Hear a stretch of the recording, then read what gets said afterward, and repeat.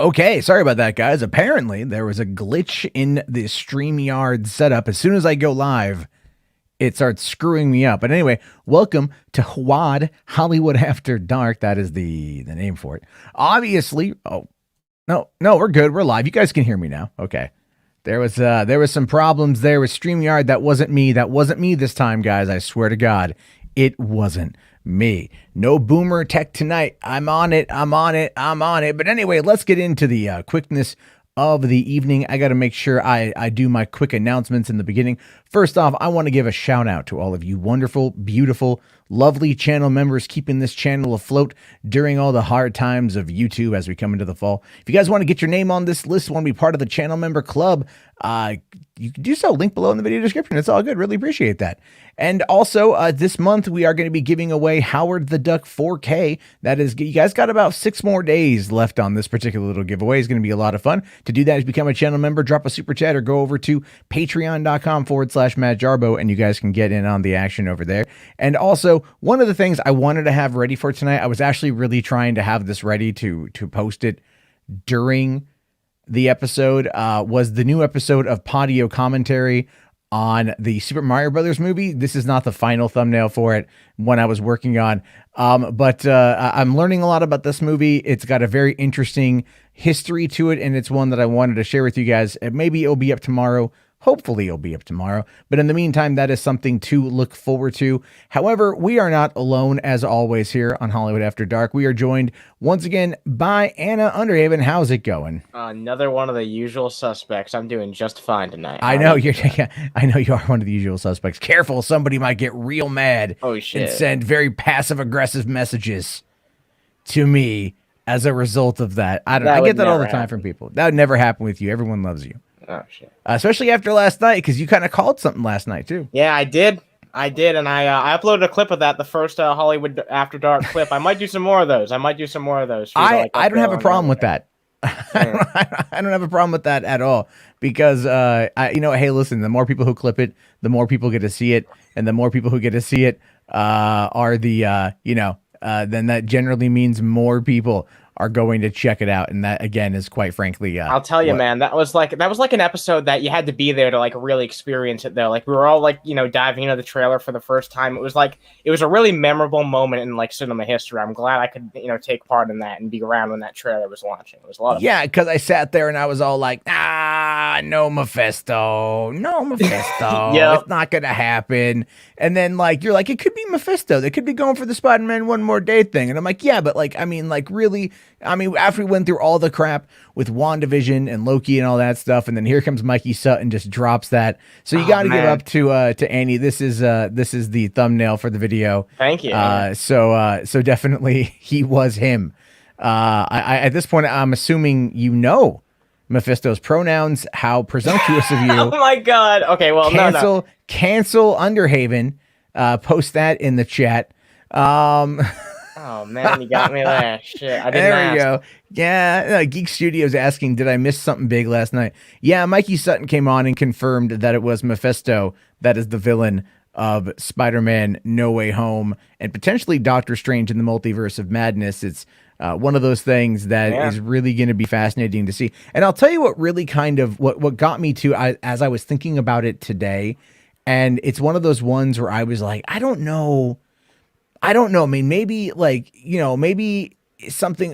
They're giving us a reason to know why something is off, right? So there's this that image of Doctor Strange, right? I'm going to bring this up here. So you've got the image of Doctor Strange in front of the fireplace here, and what really got me in all of this, quite frankly, was his hair. His hair was just really kind of, I don't know, something slicked back compared to normally it's like more loose. You know what I mean? Yeah, and it looked like a wig, and I'm wondering if this is from the reshoots. There was reshoots. I didn't know that. Yeah, they're doing reshoots right now. Okay. Because just the other day there were photos that came out of them all together having dinner, like Benedict and Tom and Zendaya and stuff. Oh, that's nice. And so it's like, okay. And then, Mikey Sutton actually sent me this last night because he was having a good old time laughing about it after the show. And he sent me this today, actually, that someone had put together. Very similar very similar setups here, right? Where Very you've got true. Mephisto, hanging out holding the mug right there, or holding the glass of wine in front of a fireplace. And then there's the mug that Doctor Strange has too. And that mug, believe it or not, actually says "No Fox Given." I'm not. I didn't know that. Not making that up. Mikey actually sent me that one as Nice. well last night. It was, or this, I should say, this morning. He was sending me all sorts of memes and everything else, and a lot of people also kind of picked up on it as well. There was a lot going on, obviously, with the character, with everything. I mean, now the Mephisto talk is going to keep going. Yeah. For ever, it seems, and that actually has some people relatively pissed off. But there's been some interesting conversation that I've seen coming out of that from people who were saying things like, like because of China, they're not going to do Mephisto. No, they'll find a way around it. They tend to find a way around it. Like, even, whenever there's censorship, Chinese censorship, they generally do find a way to get around, like, demons and undead. They just explain it away. They call it something else. They call them the afflicted or something like that. I mean, they'll find a way. They'll just change it in the dubbing, or maybe they'll do some special CGI to make it different in China. They'll invest the money. It's a big enough market. Yeah, they could do something. They want. It's so weird. It's so weird that we live in a world where it's like, hey, here's this fake make-believe character, and then you have a country of 1.5 billion people, and according to the very oppressive regime there, it's like, that's bad. You can't show that here. Yeah, they're basically living in an alternate universe and trying to present like an completely alternate worldview to like their people. Just keep them, stupid and just, I don't know. It sucks because my heart goes out to the Chinese people, especially the people in Hong Kong. I guess we just got demonetized, but I'm sorry. Hold on. I can fix that right now. China number one. Oh, we're good. No. We're fine. We're good. It's a PUBG meme. It's a PUBG meme. Right, but that's if you ever go into a PUBG lobby on PC, you'll generally hear that from a lot of people. Because no one talks on Xbox anymore, you don't hear it there, which is great. But essentially, like, my point is, it's basically extending their propaganda into media that even comes from other countries, which is absolutely fucking insane. You know what I mean? It's like, oh man, there's enough propaganda going in. It's like they don't need to have like a basically a cleaned up version of Western films. I feel like that makes the problem even worse. But hey, yeah, a little bit. I mean, unfortunately it's that, but at the same time, it's China, and we're never gonna go there. Yeah. Now Shogun Order here with $5, man. Thank you for being the first super chat of the night. That's awesome. I appreciate that. Thank you so much. Asks here, why was Strange's house all icy? Well, we don't know for certain, but what Mikey Sutton had said last night was generally saying that it's a reference to Dante's Inferno, the devil in the lake of ice. Yeah, basically, right? So according to study.com, it says that the ninth circle of hell is a frozen lake. And like Dante's vision of hell in general, the ninth circle itself is divided into rings of increasingly bad sections with worst in the center. Or with the worst in the center. The people who are sent to the ninth circle are people who have betrayed the trust of someone or something close and special. And so, I mean, that's kind of, it's the final and innermost circle reserved for the absolute. I'm sorry, you just cut out, man. Jarbo. Paging Jarbo. Oh, man. All right, hold on. Can you hear me now? Yeah, I can hear you now. All right. Okay. Tonight's going to be one of those nights, folks. Oh, my God. Anyway, as you were explaining, Dante, I was saying it's reserved for the worst kinds of sinners is what it's reserved for, right? The worst kind of people is including the devil himself. Yeah, including the devil himself. So it's like, what? So looking at it from that perspective, what is it that either Doctor Strange did to invoke that, or what is it that Peter did to summon that? I don't know. That's kind of the thing. We don't quite show. As soon as I said that here, Suck says China got him. But then Protoss here says the ninth circle of hell is for suicide, I think. Well, according to this, it says that it's for the worst kind of like the worst kind of sinners. But like, what does that even mean? What are I mean, like, look, I'm not, when I was in church, when I used to go to church, the way my youth pastor used to describe sin is like an even playing field. Mostly meaning every sin has the same exact like point valuation assigned to it. The only sin that's unforgivable is blasphemy. That's effectively like the sin that I heard, I was hearing the most about. So if the sin, that's like the only sin that's unforgivable is taking the Lord's name in vain. So I'm like, God damn it. Like Jesus Christ, man, like, come on, that can't be the only way to do it as I tempt fate with the StreamYard gods. But that's, I don't know. So I'm not too sure what the worst kind of sinners are, but it does make a bit of sense. Obviously, we're going to find out some stuff as the movie comes out. But right now, it's all speculation, and we can wait for the Marvel fans to dive in because, I saw another meme today, and you guys might find this funny. Someone had said, Marvel fans should become homicide detectives because they're really good at spotting everything. Wow. Yeah, that's a good fucking point, honestly. I mean, there's definitely a career for some of these people.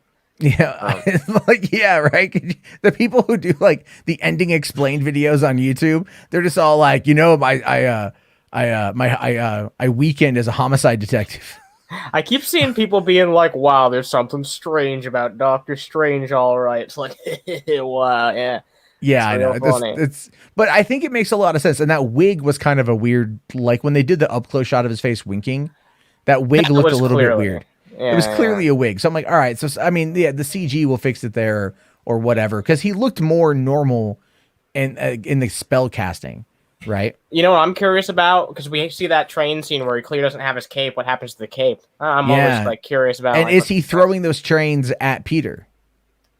Yeah, because if it is truly like either a bad Strange variant or Mephisto or whatever, like that tied up the thing, yeah, it could be possible he's actually attacking Peter. Yeah, we don't know yet. So all right, let's see here. H bars with 5 bones, thank you. Says fuck that. Winnie the Pooh looking bitch is Xi Jinping. Rise up China people. Also Taiwan is real China. You know what? I mean, it might be one of the best donations that we've gotten on this channel in terms of like, what's said. Just my opinion. Just my opinion. H bars. I swear to Christ, if I get canceled because I read that off, man, you know what? I have your address. No, I'm kidding. I'm kidding. No, I don't. It's not going to happen. We're fine here. Free speech and all that jazz. Yeah. McLeod here asking the question: did you catch that guy Heck No bitching in the comments of your last live stream?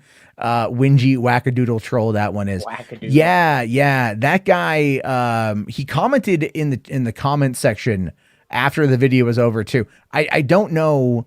I don't know. Like who this guy is, and I don't really care. He's all like that gave me this kind of weird we'll be watching sort of thing, like trying to play off like we don't know who you are, and I'm like, dude, everyone like knows who I am. What are you talking about? One way or another, you've probably heard of me, and that's not a good thing. That's not always a good thing, I'll be fair. But this guy is he's a Doomcock simp, man. That's all he is. He's just a Doomcock simp. He's who knows? I don't know. Cock. Anyway. Hold on here. Okay, sorry. My computer is really acting up tonight. I don't know what the hell is going on. And so it is it just started glitching out on me again. I don't know what's up. So we'll have to wait and see. Things could go wrong. Hopefully not. So let me just clear out some browser space there. I don't know what the hell's going on. It's just super crazy. Anyway, so there was that. I was just actually trying to find this guy's, because he left a comment. I was going to look at it, but again, my computer is just kind of going super slow. What is the first order of business I had lined up tonight? Let me bring this up here. If I can get, oh my God, nothing is working. Holy shit. Eesh. While you get that covered, someone asked if Wong is under Mephisto's control. I don't think that's the case, because clearly he went against like what Wong was advising. So I feel like Wong is still like an independent entity, just probably ignorant to the fact that Strange may not be what he seems to be. That's what I think. Yeah, it's one of those things where you really don't know what's going on. Wong, if anything, he's probably pushing Wong away. So, it's kind of like go fight the Abomination. Yeah. Well, it's kind of like in what's it called? Horror movies, like they kill the animal first, right? The guard dog. They always kill the guard dog first because the guard dog can kind of sniff around, right, and see something suspicious. I'm wondering if in this case he does something to push Wong away, to send Wong away, in order to keep him from, being suspicious. Because there's always, there is that animosity between Wong and Doctor Strange anyway. Like, not like they're not friends, but it's like a love-hate relationship. Yeah, no, 100%. Yeah. So it's definitely doing thing. Now, hold on here. H-Bars does bring up an interesting point. Could Strange be Mordo in disguise? I have no idea who that is. Mordo was Chiwetel Ejiofor from the last movie. The black guy, the British black guy. Oh. His friend in Doctor Strange, who was upset that he used the time stone to go back, and then he's all like, okay. he's not the he's gonna be in it. He's in it, but we don't know, I don't know if he's like the main villain, because they were trying to establish him as being the villain of the next movie. We'll have to wait and see on that, obviously. Yeah. But we'll hopefully be able to figure it out here as time goes on. But what I wanted to bring up first tonight was let me just, where's my thing here? Damn it. All right. This is something I wanted to touch upon last night, and that of course is the Mandalorian.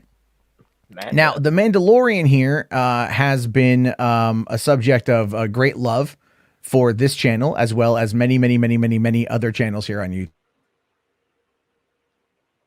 You cut out. I'm sorry. Oh man, you cut out. Boy, hello, beautiful people of the live chat. I hope you guys are having a fantastic fucking evening. Hope y'all are doing absolutely fucking amazing tonight. Oh man, this is a long one. Are you okay? Oh no. Oh boy. All right, folks. Prepare for the worst. Okay. Oh, is that back. Better? Yeah, you're back. All right. If it happens again in the next couple minutes, I'm just gonna quickly dip out, restart my computer, and come back in. It'll only be a minute or two. Okay. Will it still stay up, the event? It will it's still gonna stay up because it's going in through it's being broadcast through StreamYard.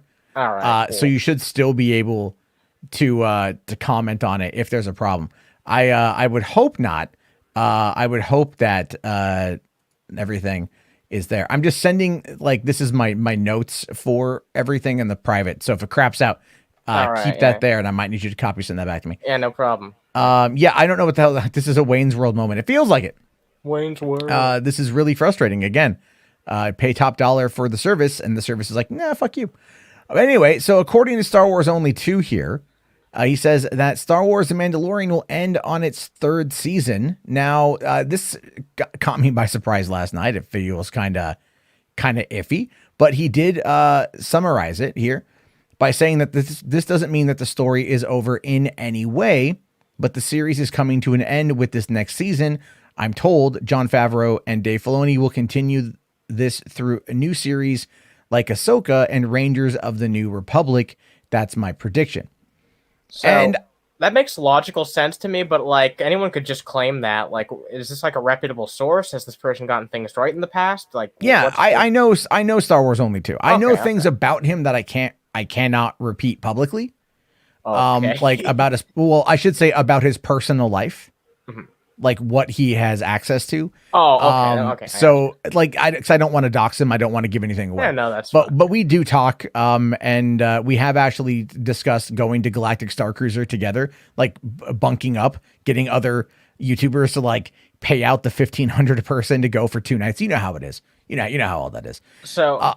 I think it's clear, the 3rd season's probably going to be something to do with Mandalore, and then, they can probably move on to something else. I don't really see how it's that sad, as long as they're still going to be involved in, doing Star Wars stuff going forward. They'll do other stuff, continue to branch off from it. I like to see a series actually wrap up, and that way we can look back at it as something that was, really well put together and thought out and had an end to it. I think that's something that's really not thought about these days in a lot of fucking series. They don't think about a proper start, middle, and end. They don't really plan it out, and I like to see that happen. So, well, what I think they're going to do with it is they're going to evolve it. So I also reached out to Jason Ward from MakingStarWars.net, and this is a guy who has broken many, many, many leaks coming out of Star Wars.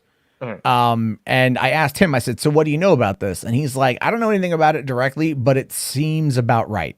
And what he was talking about was the evolution of the storyline, the evolution of the characters and what they're going to do. I personally think that after season 2 of Mandalorian, the strong reaction to season 2 of Mandalorian, and even episodes of Mandalorian from season 1, the ensemble team up is what people want. You know, whether it's with Boba Fett or Migs Mayfeld, or, I mean, look, they could find a way to bring back Cara Dune. I'd even be happy with that.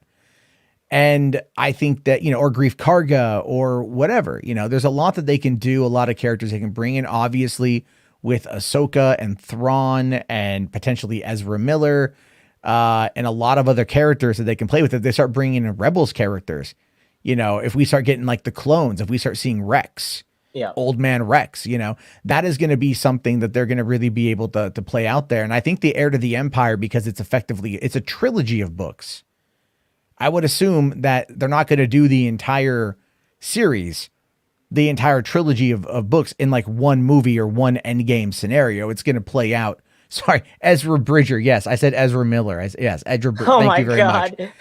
Thank you very much. Yeah, Ezra Bridger. Thank you. It's a fair mistake, honestly. It's a fair mistake. All right, don't judge me. So everyone's in the chat like, you mean Bridger? Yeah. All right, my brain isn't all the way there yet. What can I say? But I do feel that they're going to start pushing that towards that way, and whatever's going to be happening with that. And also, you know, more clearly with Mandalore. I wouldn't be surprised if they start trying to tie it all together. Obviously, with the ending of Bad Batch season 1 and how that tied in with Mount Tantus, and how that is something that Thrawn, you know, goes to in the book. Obviously, they're going down that pipeline. Now, I'm hoping that we get more on November 12th, but we're probably not going to get much until then. I don't think we're going to get a trailer for the Book of Boba Fett. We might end up getting, like a teaser, or maybe it's going to premiere that day. I think it might actually premiere that night after the Disney Plus day, because that would put it 2 years since the service began, which then would say, okay, yeah, we had Mandalorian day 1. You're going to get the new episode of Book of Boba Fett day 1. And we'll see. Although, what day of the week is November 12th on? That is something I'm curious. I can't believe it's been that long. Yeah, November 12th is a Friday. So I don't know. Maybe they'll do Friday and then they'll do a Wednesday release, because they said they don't want to do anything.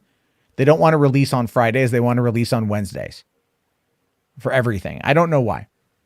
But I have a feeling the watcher here says Disney Plus Day probably get a trailer. Yeah, but they said Christmas time 2021. We don't know necessarily what that means. We don't know what any of that means. So I don't know yet. Well, we'll have to wait and see. Although, real quick here, command unit with 6 shekels, daily dose of 40k, salvation, Throt Annihilation.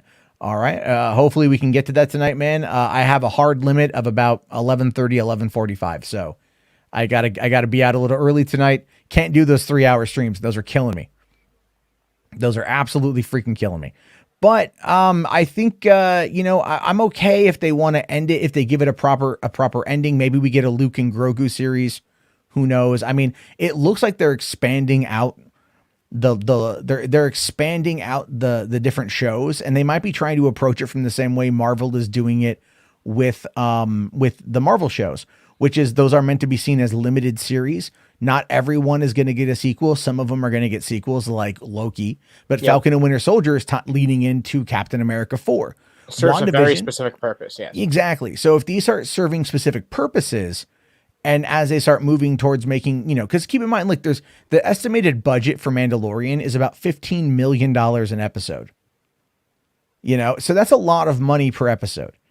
And they're not going to be able, this is Disney. They kind of have infinitely deep pockets, but I don't see them, approving 6 shows happening all at once, each with $10 to $15 million per budget. No way. I just don't see that happening. So, I mean, obviously kind of winding it down, but setting up the next level of the adventure to push the story forward makes the most amount of sense to me, especially at the price point. As the technology gets better, as everything else gets better, it's going to be a crazy thing. Jason is here. What's up, Jason? If you want to come on, man, let me know. DM me. Wow. I'll send you a link. He says recaster. Look at this. They cannot recast Gina Carano. All right. You cannot recast Cara Dune. I say this because there would be such a blow up from elements of the fandom, i.e. the dipshits, that it's not worth it for Disney to recast her. Now, to replace the character with, let's say, Hera might be something, because that's something people want if we're going into the Rebels territory. I think they're basically going to pull like a Bloodsport and replace the character's original role in the film with another similar character, but one that has different traits to make it different enough. I think that's what they're going to end up doing.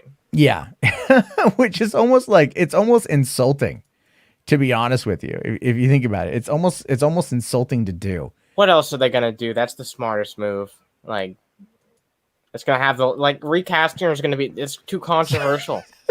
So they're going to bring in another character that's a former shock trooper.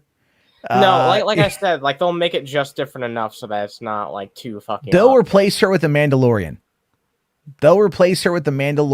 Another female Mandalorian, like Sasha Banks' character. No, I don't think they're going to do another Mandalorian. They're going to want to show off another aspect of the Star Wars universe. I mean, like the Mon Calamari from.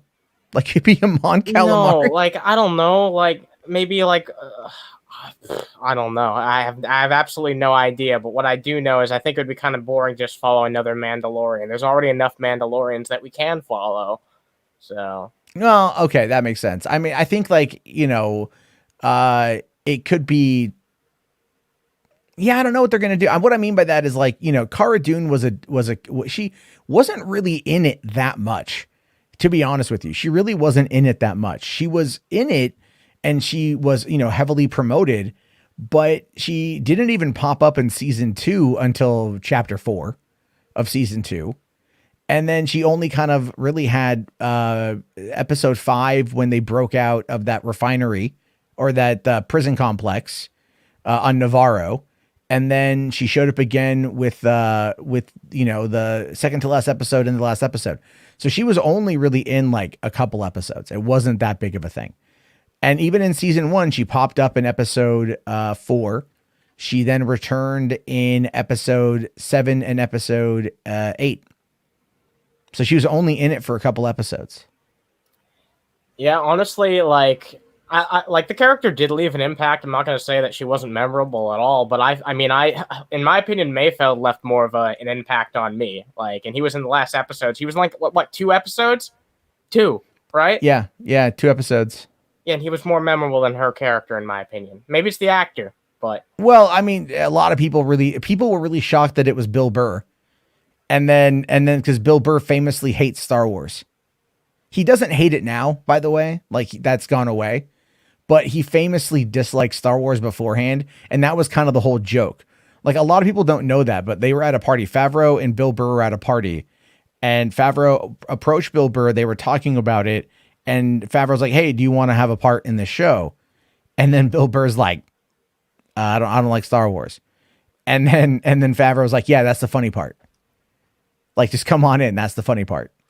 That's the crazy thing about Mandalorian. It's got so many people in who aren't generally into Star Wars. It made so many Star Wars fans, or what I should say, it did make some fans, but it brought back even more fans who weren't interested in the franchise since like they were probably kids or young adults or whatever. It definitely brought back a lot of interest in Star Wars. It did what any franchise revitalization could possibly ask for. And it wasn't even supposed to really be that. It still did it anyway. It's crazy.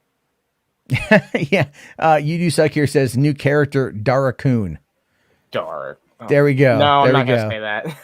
Dara Koon? No, I'm not going to say that. Oh yeah. You're just like, oh yeah. Took me a second to catch that. Now the Watcher here says, so far, the only Disney Plus shows getting multiple seasons are Loki, Hawkeye, and Moon Knight. And then Daredevil is getting a series and Ahsoka is getting multiple seasons, I think. We don't know if Daredevil's getting a series. It seems likely, but we don't know. I know a lot of people have talked about it. I wanted to. I'm all hashtag save Daredevil, but I don't know yet. But yeah, look, the Hawkeye, I've heard Hawkeye is getting a second season. Moon Knight's probably going to get a few of them. There's going to be a lot there with all this stuff. Hopefully we get a lot more, but there's a person here who does know a bit more about all this, at least has proper speculation theory on it. And that is Jason from MakingStarWars.net. What's going on, dude? What's up, man? How's it going, guys? It's going pretty good, man. Thank you for hopping in. I know it's a little bit late for you. I keep meaning to go into your show. Yeah, dude. Whenever you're free, come on over. I mean, we're doing seances. We got some chaos magic going on. Oh, good. Yeah. I'm really wanting. Do you have the obsidian mirror? No, I don't have That's the obsidian mirror. okay. I'm kind of an amateur noob. Yeah, but I'm sure you could find a couple YouTube videos on how to operate it properly. I mean, honestly, because Kathleen Kennedy just pays me, so I don't really have to use the stuff. I just do what she says, and she gives me the money as a shill. So that's how you get the leaks. That's how you get all the info. I'm a big sellout, and I'll do anything for KK bucks. What cracked me up was when I was in LA for Rise of Skywalker, I wanted to meet up with you. I know you were going to a screening that day. Yeah. And you went to the one on the lot. I went to the one at the El Cap. Okay. And I was laughing. I'm all like, you were sitting there breaking all these Star Wars leaks, and you're like going to like an early screening, you know? I'm like, how did they not take you out back and kneecap you? Yeah, I got in from my buddy Jeremy. He got invited, and he just put me as his guest, and nobody caught it. Oh, that's good. Yeah, that's good. Yeah, I got lucky on that one. The only thing I ever actually went to officially that was like a screening like that was Solo. And that's because they were like, chill out, we'll give you interviews and stuff. And I was like, okay. And then they didn't do it. And then they strung me along, and I was like, okay, so there's a show called The Mandalorian, right? It's coming out, and it's about this guy who wants to restore Mandalorian. He has a kid with him. and that was the end of our Lucasfilm friendship. Oh, that's unfortunate, man. I mean, it's like, you know, I get it. I understand that entirely, because I figure at this point it gets pretty crazy. You know, they probably have to deal with a lot of shit. So I hit you up with this whole thing last night, trying to get some confirmation about this Mando ending thing. And then, of course, I don't know if you happened to check out the stream last night. Mikey Sutton came on and like dropped that Mephisto thing, and that just took over like everything. So yeah, when you guys were talking about like the Marvel stuff, I'm like, this is all fascinating. I'm kind of lost. I kind of don't know this stuff, and I'm like, but I like Spider-Man as a general guy, and I'm like, okay, oh, so it's the devil guy. You know, that's what my experience was like watching that stuff. But yeah, the stuff that was dropped yesterday, I talked to a couple people about it today, and I'm not going to say I'm like confirming it, you know, I'm not like backing it up to that extent at this moment, but it appears solid. It appears completely accurate and on. Now, do you know, okay, so I mean, I obviously have my own theories about it. I know you put out a video last night, which I thought was really funny because Star Wars Only retweeted it. I saw that. And I was kind of laughing at that one. I'm all like, you know, like, good. At least, you know, theory is like, you know, all right, let's talk about this. So, I mean, like, do you know, okay, I mean, I guess we could talk high speculation, but what is it do you think they plan on doing with the character? With which character? With Mando? Oh, with with Mando. Yeah, so in my opinion, like, because when I very first heard about this show, like, I think it was before the Comic-Con where they announced Clone Wars was coming back. Okay.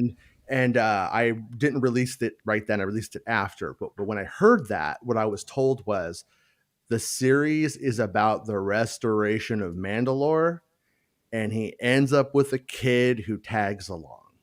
Like, that's how I was presented the story.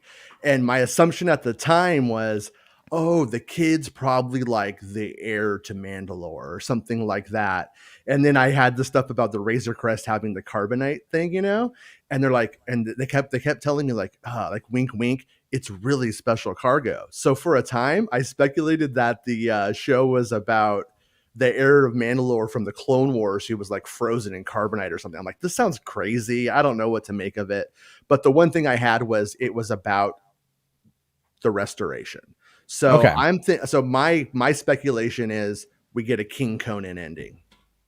He has the dark saber and he's Mandalore at the end. He's the guy who didn't want it, but he's the guy worthy of it. And he brings the Mandalorians into the Republic, which is what they were trying to do since the Clone Wars. And then that allows them to tell it all when the First Order rises and, you know, everything goes to hell. Yeah. So, but I mean, and that's like a couple decades down the road. Yeah. I got like 20 years, 30 years to Yeah, Yeah. they got now. Do you think like they're going to keep the character moving forward once that happens, or are they just going to kind of move past him and go like this was Din Djarin's story. Now we're focusing on like whoever else they might introduce in the season, or so I'm just wondering like if they do that, are fans going to accept it? Because I think just with this new season, obviously Grogu is with Luke, Right. and the lone cub and wolf dynamic that has been really popular amongst the fan base, that if that's kind of removed, it becomes this like the whole dynamic is now missing. There would be Isn't it- too much shock if they didn't have Mando in it at all, because like without Grogu in it, like that's going to be enough. Like people, they're probably going to have to like put him in at least a few scenes, like show him being trained by Luke a little bit, just to wet people's whistle. Because not having those two is a really important dynamic. It sold the show, so yeah, they've got a massive problem on their hands. But I'm sure that they they were smart enough to make the show, so they'll probably be smart enough to make a way out of it. My guess is that Luke Skywalker on Dagobah, while his friends are on Bespin and Empire Strikes Back. I think we're gonna have a moment like that. I think he's gonna be because they set up that Ahsoka won't train him or wants nothing to do with him because he's attached to Din. He has that attachment. Anakin had it. Ahsoka is afraid of that. Luke has it, and it leads to his mistake. So I have a feeling that we're going to have Din go on his quest, and then it will, when it culminates and he's at his lowest point, that's when I think Grogu will run back. My buddy Star Wars Santa has a really fun YouTube Star Wars show, and he was talking about this interview with Favreau and Kathleen Kennedy, and she was talking about how Paper Moon was a huge inspiration for the series, but for Favreau. And Okay. in that film, it's like a grifter and a kid, a little girl, I think. And I haven't seen it for the record, but they told me about it. And at the end of the story, the little girl who's placed like with her family at the end takes off and goes back to the grifter. I don't know if that's telling, but it's definitely worth considering that something weird like that could happen. Yeah, that is that's interesting. I mean, because obviously, Grogu, people have been wondering, well, where was he at during like anything, involving Luke and Kylo? Was he at the temple? Like blah blah blah blah blah.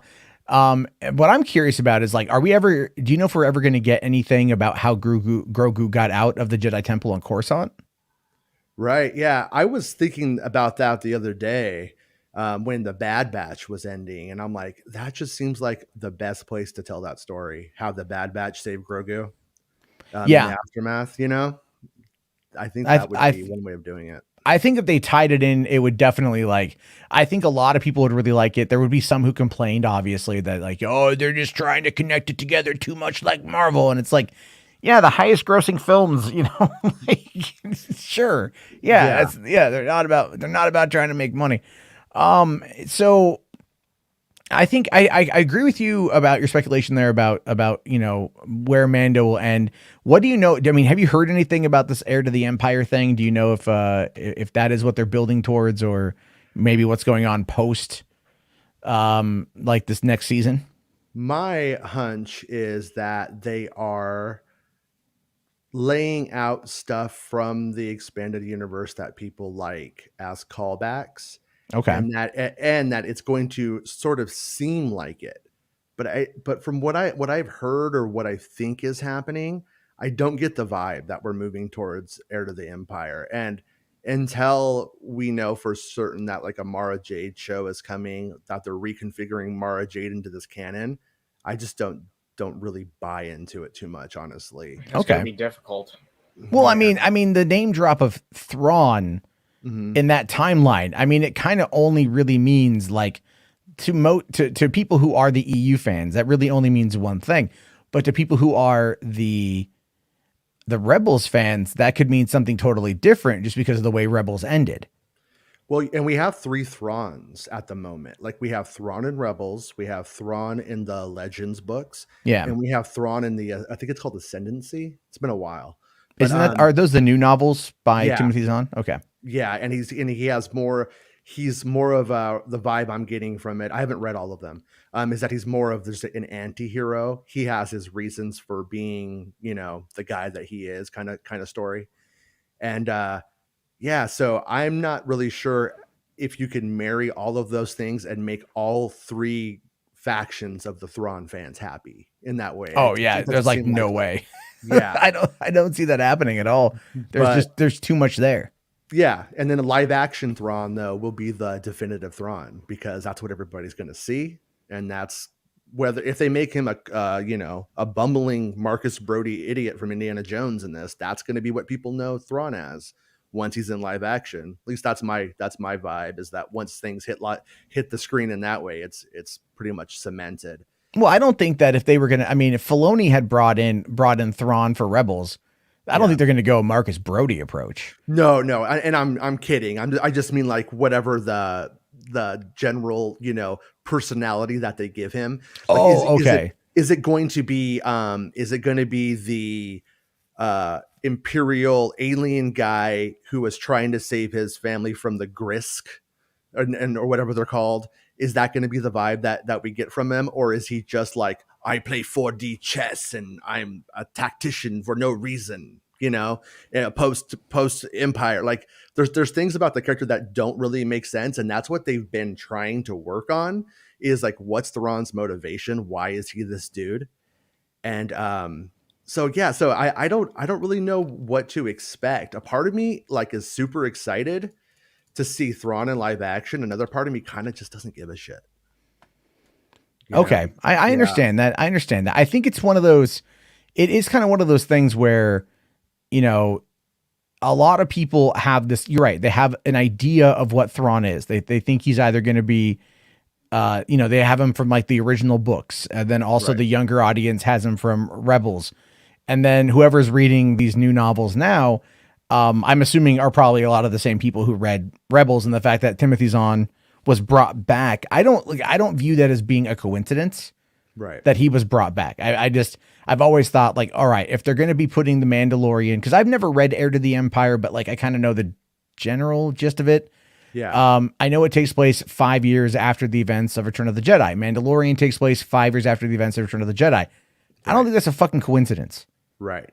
And then having that dropped with Ahsoka's episode, like obviously implies that Thrawn has returned from wherever him and Ezra went. Yeah, my takeaway from it, which could obviously be incorrect, but is that Thrawn and Ezra get attached to the space wells. They go out somewhere, we don't know where that is. And so when they find the woman who knows Thrawn or knows his whereabouts or something like that, which by the way was supposed to be Jamie Lee Curtis for a time and it fell through. So really? It makes me wonder if we're going to see Jamie Lee Curtis coming in the future. But anyway, that's so weird. That's like close. random. That's like random casting, but all right. Yeah, the costume and everything was like designed for her.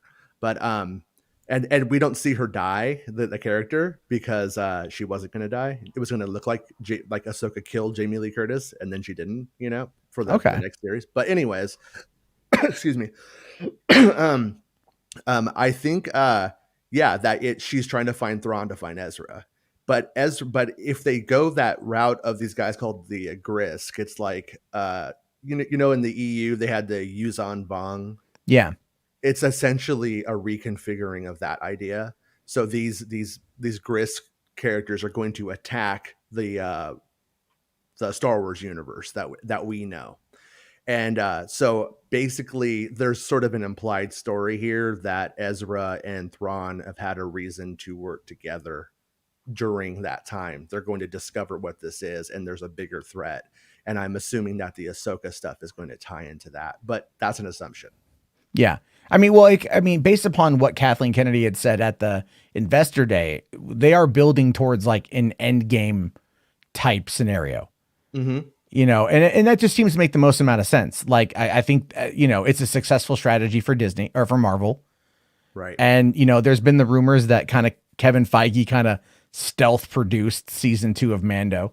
And I've argued that Mandalorian season 2 was effectively just the same breakdown that Iron Man 2 was. It was the same kind of setup Iron Man 2 was. The thing that really Yeah. bothers me is that some people are critical just because it's a similar strategy, and they don't actually look at the fact that it's actually a quality show. And I don't feel like any of the quality is detracted in the like. Okay, here's the thing about Iron Man 2. I love that movie as much as I do, but like it's clear that the setup in it clearly detracts from the movie at some point. But I don't think any of the setup in Endo season 2 really detracts from it. And if it does, it's very minimal compared to Iron Man 2. So it's clearly a lot better.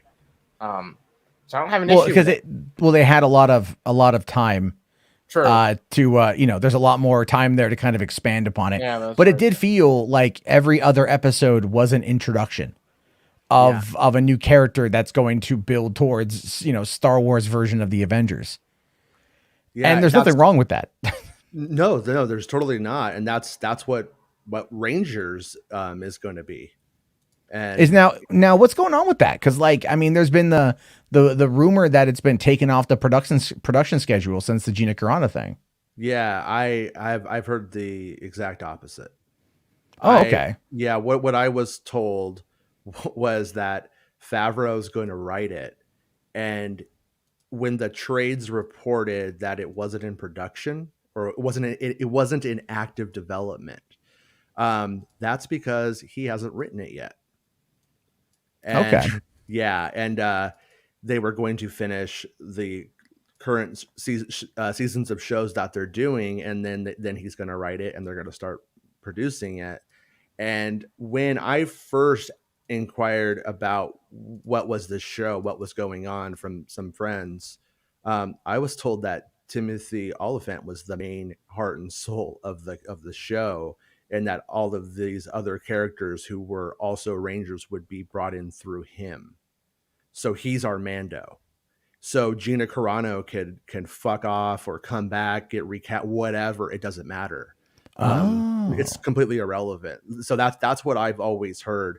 And who knows? I mean, maybe all of the negative press around the Gina Carano stuff or whatever will make them go, let's just not do this now. I have no idea. But as far as I know, they're going. Favreau's supposed to write it, and then the next year, and then it will be filming sometime the year after.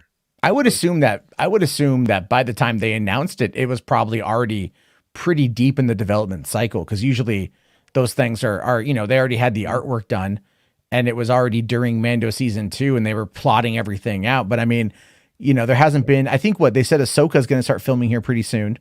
Mm-hmm. I think, and then Mando season 3 is filming now. Yeah. Mando 3 is filming now.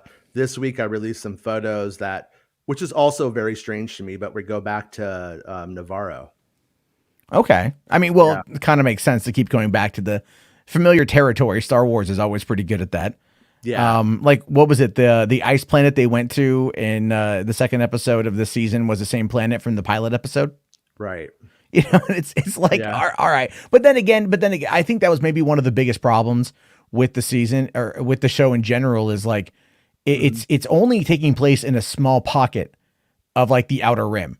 It's not like the galaxy expansion type stuff that we think of, because, but it really isn't just like a small kind of isolated area. That I feel they could have probably done a little bit better in explaining that, because then it makes it feel more smaller scale, but it also kind of gives us the idea that this is a place where people just don't want to be found. Right. And I think that's going to work out pretty well for it as we kind of start to kind of slowly expand further. I mean, there's, so let me ask you this then. So, when I had Mikey on the other night, we're talking about some speculation, stuff like that, of what could be coming down the pipeline. And if, do you think they're ever going to go backwards and fill in the gap between like Empire Strikes Back and Return of the Jedi? Yeah, that could be fascinating if they ever do something like that. But I don't think we're going to have anything like that coming anytime soon. Yeah. But I mean, when you look at like how they handled the Marvel comics, like they immediately went into let's mine the original trilogy and fill in those stories.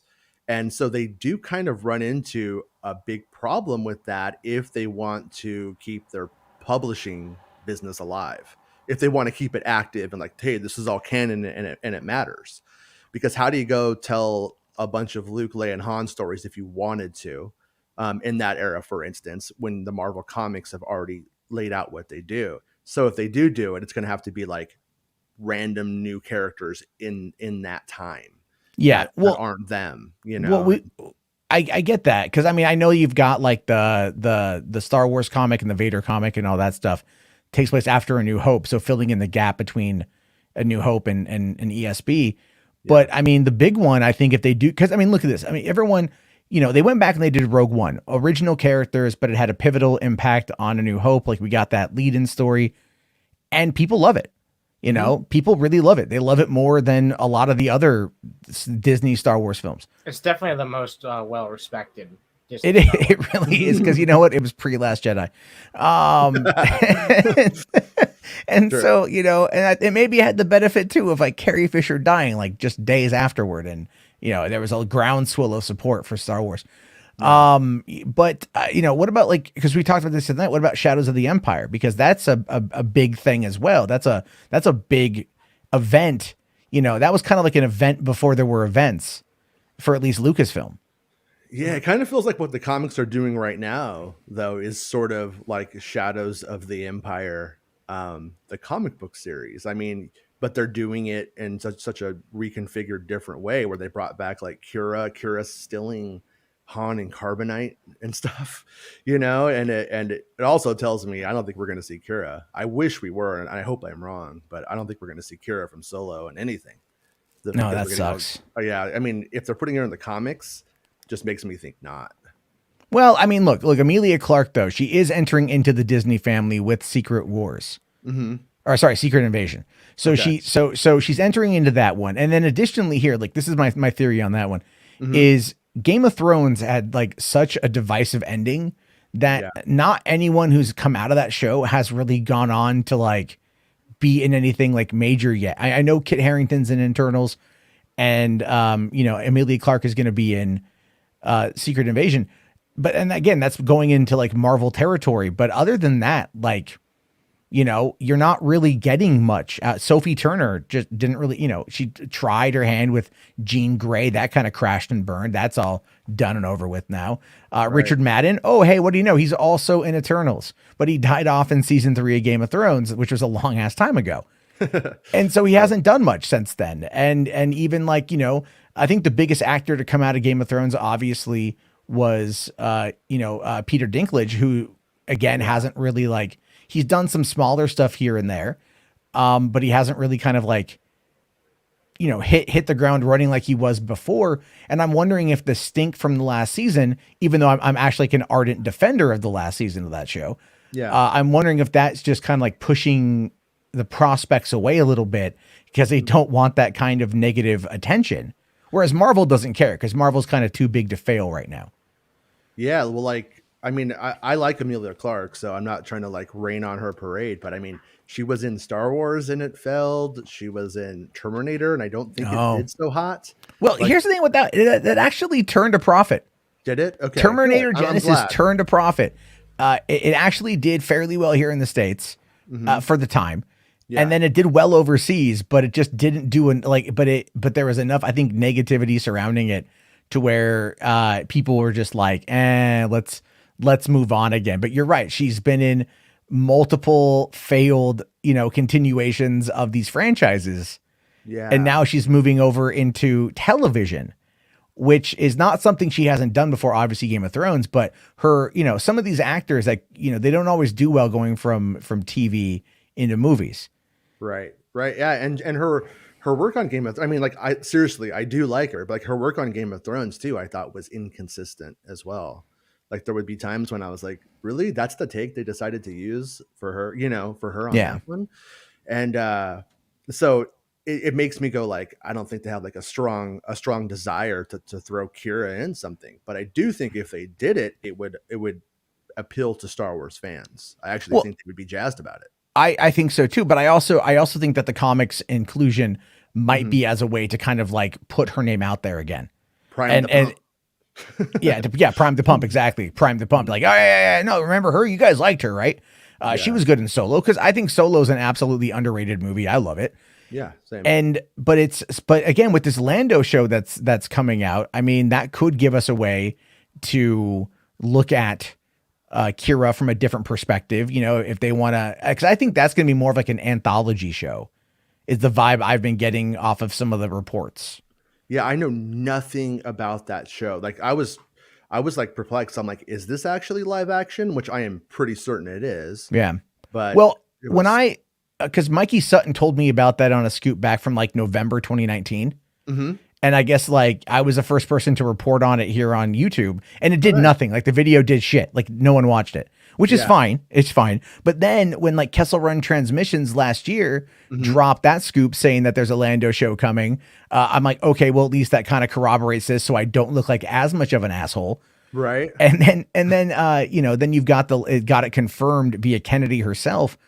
But another rumor that I heard, and this was before this is right around the time Rise of Skywalker came out, and that it was going to be Billy D. Williams and Donald Glover doing the show together. And that got me thinking very much like the Young Indiana Jones Chronicles, where you had old Indy telling the story, and then like Sean Patrick Flannery and the other kid, depending on the timeline they wanted to go with. Right. So, and then if you go back to even Rise of Skywalker, there's that one fucking line that Lando says. He's like, well, you know, me and Luke went looking for this Ochi blade one time. And you're like, why the fuck? We're out here looking for a Goonies clue. Right. But like that one line kind of stuck with me because it just felt so out of the blue. And then Ochi has popped up in some of the comics, I believe. Right. Yeah. He has like a new costume and everything. He looks a lot cooler. And so I need to seriously like dive into the comics and start reading them because I'm like, I haven't. I've only caught glimpses here and there. Yeah, I'm way behind as well. I got kind of burned out, and I was like, you know what, I'm gonna take a break, and when my batteries recharge, I'm gonna go back in. Yeah, But they put out a lot of stuff. Yeah, I mean, I'm still tripping out that they made Jana his daughter. Jana was his daughter in episode 9. Like, well, yeah, when she we all was. figured that, yeah. Yeah, no, I mean, like she like literally was like for sure. I mean, if like basically the people who told me everything I had that was spot on, that were giving me photographs and clips and stuff, told me this, and then one day I get the thing, hey, guess what? She's not now. And to me, I'm like, why would they do that? And I have to think that that's what that story is going to be, is not necessarily Jana being the daughter, but what happened to the daughter and what did they do about it? Yeah, well, because there was everything with Finn in episode 9 that just went fucking nowhere. You know, dude, it pissed. Every time I watch that movie, I get so mad because, you know, Finn was supposed to tell Rey, "I'm in love with you." Yeah. Like when they're sinking in the sand. Right now, he goes, "Rey, I have to tell you something." And if you watch the final cut of the film, it's, "I have the Force. We're about to die, but I want you to know I have the Force." That just doesn't even make sense. It really so doesn't. Much emotional resonance. There's so much craziness there. It's just nuts when you watch it because you're like, all right, like what the hell's going on? You know, like, okay, I'm like, oh, he's gonna say, but I also thought Finn having the Force was stupid as hell. Because like, but that was, yeah. and I think that was hooking him up. Honestly, I think that was JJ saying sorry. Probably, you know, because I'm like, because there was a line too that John Boyega had put on. He got some shit for saying this, but he had made a comment after Rise of Skywalker came out about somebody like saying like, oh, Rey hooked up with Kylo or something like that, and then sucks for Finn, and then he said something like, it's all about who's laying the pipe. Yeah. And I'm all like, oh shit. God. Like he said that, he literally said that in a comment on Instagram and then deleted it, but it got screen capped and put out there. I remember that. And I'm like, yeah, no, they were setting them up as like the romantic lead, as a romantic interest. But then I noticed that there was a shifting of that in The Last Jedi, where they were creating these multiple love triangles that seemed so convoluted, where, you know, obviously in Force Awakens, it was Rey, Kylo, and Finn. That was meant to be the love triangle. Right. Where, you know, has a connection, so there's an attraction and then whatever. But then you get to like The Last Jedi, and then it's like, okay, Rey, Kylo, Finn, Rey, Rose. All right. Like that's a weird one. And then it's like, and then all of a sudden at the end of the movie, the way that they set it up is that then it becomes Kylo, Poe, Rey. Yeah. Right. Or Rey, you know, so it's like, cause at the end of the movie, when like you have Poe and Rey meeting each other for the first time at the end of Last Jedi, which makes no sense because in the novelization of The Force Awakens, they meet. But it's all canon. I know. Sorry. I know. It's so crazy the way that they kind of botched that, and they botched that storytelling. It's like, it's so simple. Love stories are not that difficult. There was the love triangle between Han, Luke, and Leia, Yeah. in A New Hope, and then that was still there in ESB, but it was like leaning more towards Han, and then you find out that the whole sister thing. All right, cool. No one questions it really. Yeah. But they just added more players to the game, and it felt so crazy. Like when I was in LA seeing Rise of Skywalker and they kissed, one woman in the theater at the El Cap audibly gasped. Really? Yeah. She was like, "Oh my God." And like, you could tell some people were like, "What the hell?" And then was it JJ tried saying that kiss was platonic? I'm like, my ass, it was platonic. Yeah. but none of it really. I mean, I actually do like the sequel trilogy. I like the first two films a lot, but I mean, a lot of the stuff just logically doesn't make sense by the end of it. Doesn't play out well, and I'm hoping that when they start to do more with that content later, we just start to accept some of the weirdness and move on. Like when Maul came back, it didn't make any sense, but it eventually got so cool nobody cared that it didn't make sense really. And I'm kind of hoping some of that stuff falls off as they generally improve it. But I guess Finn story, by the way, isn't true. I was told. Oh, that Finn Disney Plus show. Yeah, I didn't buy that. I didn't buy that at all. Boyega's done with Star Wars. Like, let's be fair. Like, he's done. Daisy Ridley, I could see maybe coming back down the road, like in 20 years, if they wanted to bring her back like Luke and give her more to fucking do. Yeah. And let like a lot of like but at the same time, it's like, I personally think that where they're going to spend their time is post Return of the Jedi, and use this 25 years as a way to set up the First Order, kind of like what Star Wars Resistance was trying to. And it had some interesting elements to it. But again, it's this, and I don't know if you've heard me say this or not, but I think one of the things I said after I went to Galaxy's Edge at Disneyland was like, I'm like, this is such kind of a failed concept, because for one, you can't take this conflict anywhere, because the conflict is going to be over when we see Rise of Skywalker. And yet they've got like, a First Order refueling station that has a whole bunch of First Order merch there, but it's like, there's no real connection to the First Order. You know? That's where I think that's why Rogue Squadron's taking place in the sequel trilogy era after Episode 9. That's so kind of like, that's so dumb. I think I mean, and this is a guess on my part, but if that pans out and that's accurate, I think it's that they're going to continue to tell stories there with that stuff to, in a way, support the theme park. And because like we know, but the average consumer, I think, doesn't really get a big, doesn't care what a First Order TIE fighter is, or an Imperial TIE fighter, or a Star. Like, it's a lot of them don't know the difference. They don't know. And so we know they don't. And so I think that's what they're going to kind of do with it. I think they're going to try to prop that era up. And I don't think, I think they're going to give 9 like but the battle didn't stop, just like after Return of the Jedi. I think they're going to do one of those. Well, considering that, The Force Awakens opened on Jakku, which was the last battle of the final conflict between the Empire and the Rebellion, I could see that as being kind of a launching point for, because again, Star Wars events are cyclical. Mm-hmm. Time is cyclical. So kind of poetry, it rhymes. Yeah, very, very true. And then from going forward, but as a fan, I like the sequel trilogy I don't hate, I'm not a fan of The Last Jedi. I've warmed up to it a little bit, but I'm not like and the same with The Rise of Skywalker. I really liked it at first, and then kind of cool to it. Yeah. I still love The Force Awakens though. I fucking love that movie. Right. I'm okay with them continuing that storyline, but where the fuck do you take it? Where do you take it? Whereas, the biggest conflict that Lucasfilm dealt with was 2014 of canceling the EU as canon, which it never really was to begin with. But that decisive, cutting off of those stories, and then the building upon it, the new stuff, and then bringing back elements of it. I kind of feel like, as you said earlier, that they're going to want to go down that pathway. So if they're going down that pathway, wouldn't it just be easier at this point to find a way to retcon Batu into something that's going to take place post Return of the Jedi in that time period, like that, then they could then bring things into. Yeah, you would think so. I mean, you would think that there would be a better like project to bring Batu itself into everything.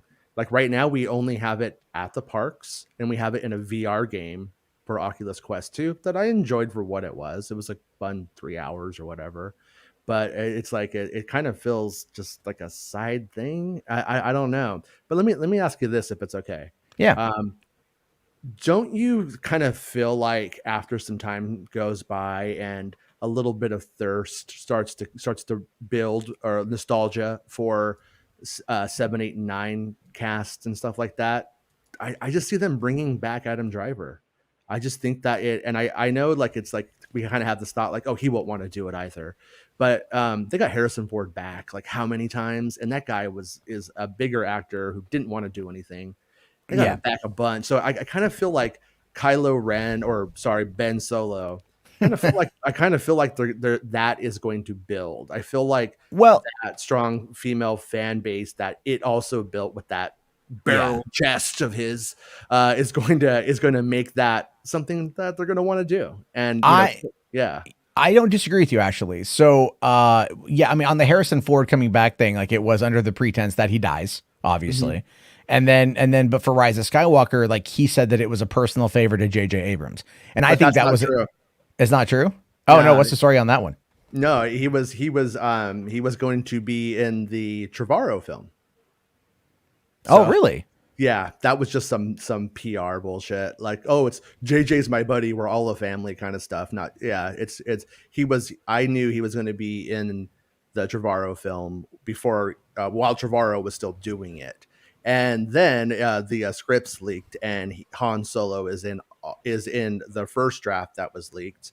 I've read the second draft, and he was still in it. I So haven't. Okay, so I actually never read any of that.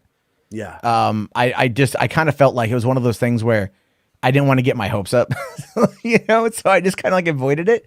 Like was he a Force ghost in that as well, or was he like flesh and blood? how to say this easily. So Ray and Kylo end up on Mortis, which is a conduit to the Oh, Force, and that's how it actually makes more sense than in Rise of Skywalker.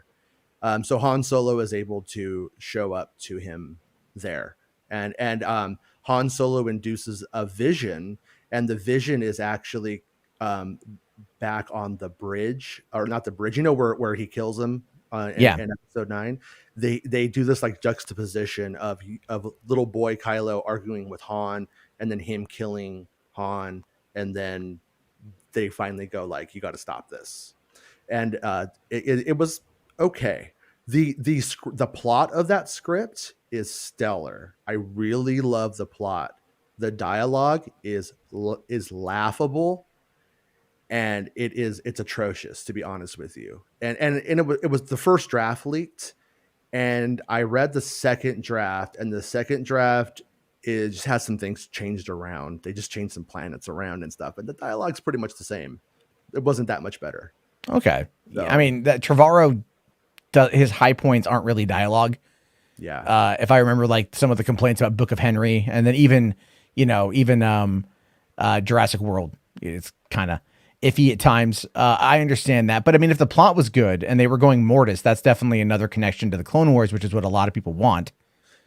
And I know some stuff about that, and which is what made all the fans like super excited.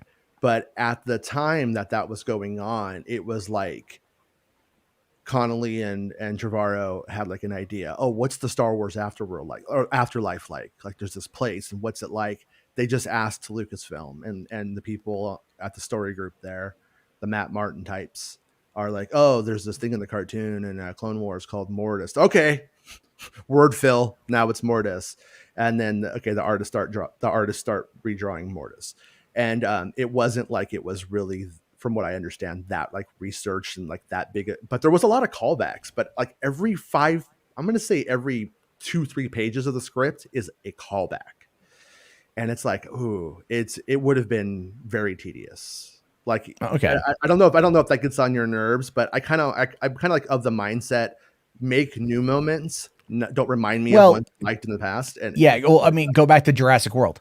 Mhm. You know, I mean, like it was a lot of callbacks. Like they walk in, there's Mr. DNA, and you're like, hey, it's that guy, that fucking guy. Ah, and then, you know, like later on, they end up back in the old, the old place where the T-Rex came in and at the end of the first movie, right?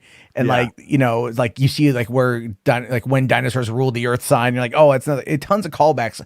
So yeah, it does seem like kind of pretty accurate for what Trevorrow would have been doing. And that's, I mean, even if you look at, let's say, Jurassic World Dominion, it's got, you know, Dr. Grant, Ellie, and Dr. Malcolm, you know? Right. And Right. you're like, all right. And then they're going to have their own storyline on that one that's going to run parallel to Chris Pratt and Bryce Dallas Howard. So, you know, yeah, a lot of callbacks. It's going to be, I'm pretty sure that kid from the opening of Jurassic Park. Yeah. Yeah. Right. I bet you that little bastard's going to show up at some point in time, just as like a callback. Is it like, oh, I still got that raptor claw. Ah, you know, yeah. Yeah. Yeah. But my favorite callback that he does in the script is when Hux commits suicide. Hux realizes he's lost, and the script literally says something like he accepts he has lost the Star Wars or something stupid like that in the script. And he takes a lightsaber and he turns it on and ignites and kills himself into his chest, but it's purple. So you're like, so fans would be like, oh, it's Mace Windu's lightsaber. So there's stuff that's like, where on one hand I'm like, that's kind of cool. On the other hand, I'm like, I don't know. No, it doesn't feel earned. It just doesn't feel earned. And that's maybe the biggest problem that the sequel trilogy had, I think, is that certain things didn't really feel earned. Yeah. And maybe, you know what, maybe we've just like spent all those years with the lore from the original trilogy, and then of course with the prequels and the Clone Wars, having that all expanded, jumping ahead by 30 years without the ancillary, material to kind of connect the dots, is something that maybe down the road people are gonna maybe respond better to. I don't know. I mean, it could literally be anything at this point. I'm not too sure. I think I would, when it comes to Adam Driver coming back or giving us a Ben Solo thing, that could be like a what if, I mean, they could do I think they were working on a Star Wars what if at some point. I was just reading about that the other day. Really? This was before the Disney acquisition. Yeah. And so, I mean, hell, now with the popularity of everything, I wouldn't be surprised if they start following the Marvel method of doing, of these what ifs, or of these maybe feature length movies. That's like that are unlimited storytelling potential. Oh, it really is. But but the thing is, I mean, everyone's going to complain anyway. It's going to be like, that's what I mean. The same thing I say about what if. It's like, if you don't like them, you can just pay attention to the titles. You can probably tell by the title if you're going to be interested in the premise or not. You know what I mean? Yeah. Yeah. I think it should Star be Wars Legends. Call it Star Wars Legends. Put Luke Skywalker at a campfire and he tells you a story, and it's Heir to the Empire. I'd buy it. There you go. There, and that could be. There you go, man. Like have old man Luke voiced by Mark Hamill, and tell the story. He's sitting on Octu talking to those weird frog nuns. Yeah. No. you guys are my only friends, frog nuns. I'm not a Jedi anymore. Any of you guys doing anything later? Yeah, I can't. What I think, I think it would be really funny if Kylo and Rey had sex using that Force connection.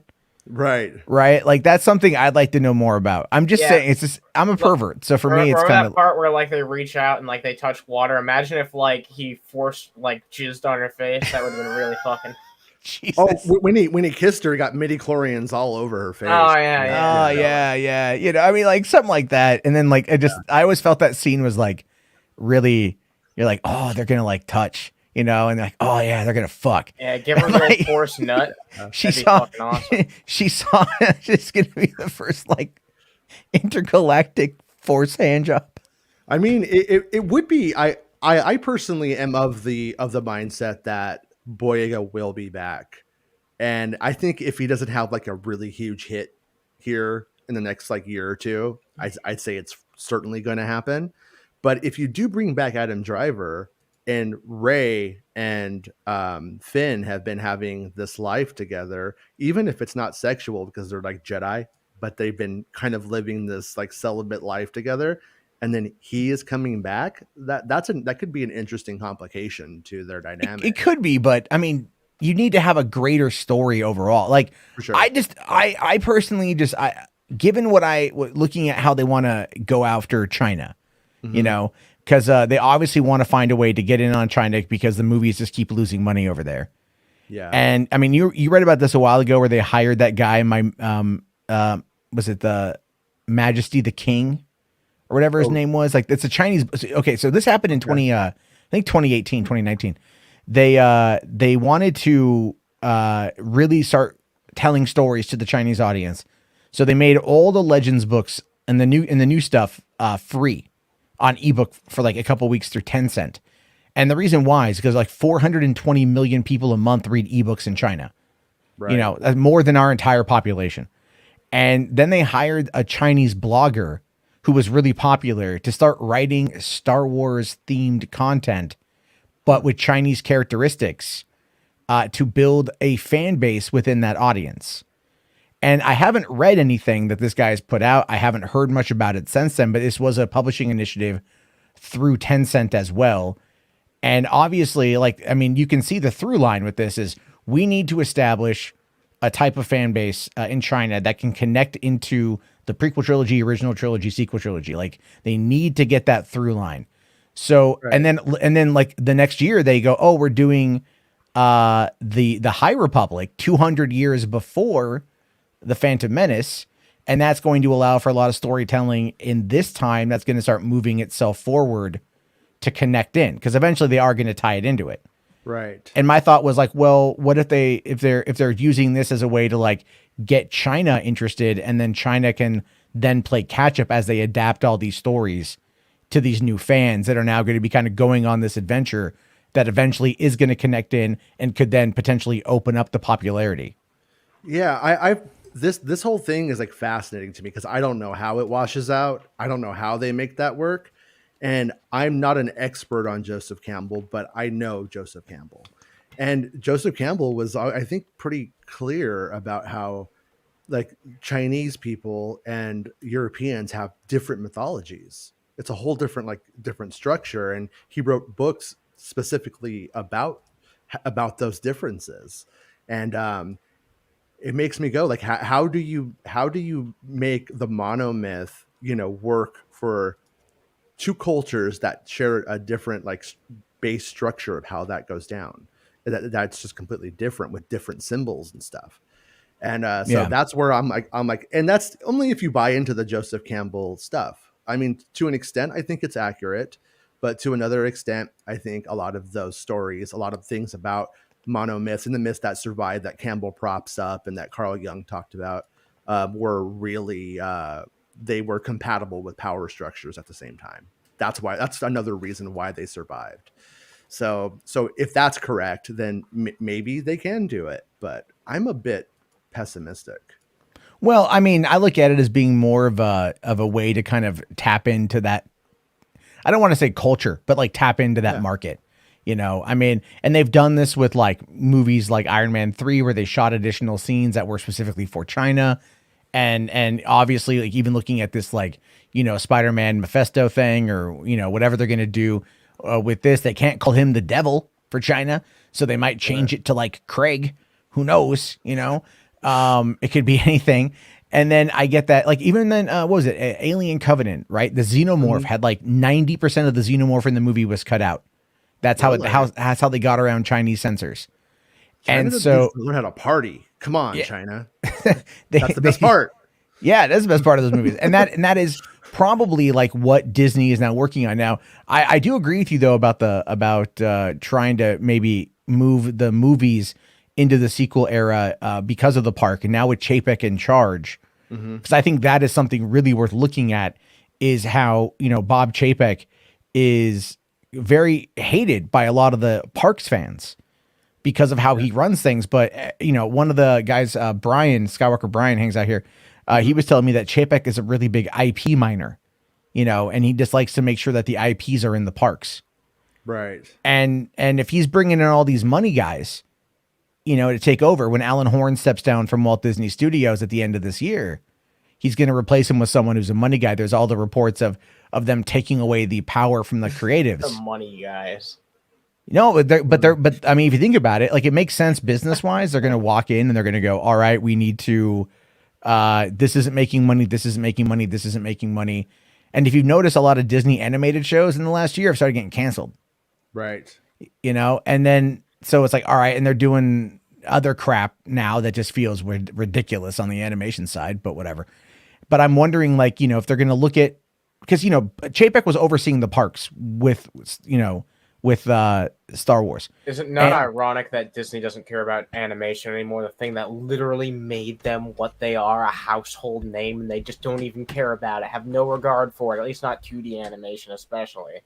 But even 3D animation is starting to get the shaft. Yeah, well, I mean, the 3D stuff is, if it's not Pixar. Compared to live action, it's starting to get the shaft. Yeah, it's more expensive. Well, I get it. It's more expensive, but then again, you get things like Pixar still knocking it out of the park. So, but I think since Lasseter stepped down or forced out, really, it's kind of taken a shit. And I think Pete Docter is doing an amazing job over at Pixar, but Jennifer Lee is like, you know what? No, like I've never been a Jennifer Lee fan. Her writing on Frozen like completely killed that movie. In my mind, like it just really did. And I don't think they've been able to like really kind of come back with those kind of, I think Zootopia, but that she had nothing to do with that. It was still Lasseter. But that's kind of a problem. Is like Disney is in this position right now where they've got to, because of the pandemic, they've got to get people back to the parks. And that's going to be a lot of those kind of attractions. What do you think, Jason, about the Galactic Star Cruiser? You think that's going to be worth the money? Man, I have to be honest. Like it kind of annoys me. And I understand that like it's an expensive experience, but I feel like it was designed to be expensive. And they made it 2 days. They could there were things that they could have done. I don't know a family with children who can afford it, especially after the pandemic, in the current climate. So I'm like, I could go by myself. Like, you know what I mean? I could get some buds, go in on it and make it happen. But yeah, I would feel bad because my kids are fans of the Star and the Wars as well. And I'm like, hey, guess what Dad did? And they're just like, can we go? No, it's not for kids. Cost too much. You know what I mean? And so that kind of thing, I don't know, kind of bums me out in a way. So yeah, sorry to bring the whole thing down on that one. No. It's absolutely okay. Yeah. Like, I completely get that. I mean, I have my kids. I have a 3-year-old and a 2-year-old, and so they're not there yet. Go now. So that's the plan. That I told my girlfriend, like, I turn 40 next year. If I can make this thing, I want to go to it. Like I want to live that dream 2 days. Yeah. I mean, like looking at the itinerary though, I'm so angry at the itinerary. I'm taking a cruise next year. And literally it's a week-long cruise to Alaska, and it's cheaper for me than it is like for going for a day and a half, essentially going over to this resort. Like, I heard a report, Twi'leks are going to be like serving you at the bar. That's cool. Like, like fine. But I was lucky enough to have a Disneyland pass when Galaxy's Edge opened up. And me and my kids were there about every other day, probably. But you do hit a point when you're there for a long time when you just become desensitized to the whole experience. Yeah. And I'm curious as to how they keep it alive after you're in it for an hour or two. Or does it just feel like, wow, this costs a lot of money? And a Twilight game. I'm used to everybody's an alien here. You know what I mean? Like, I wonder if that stuff, how long that works for.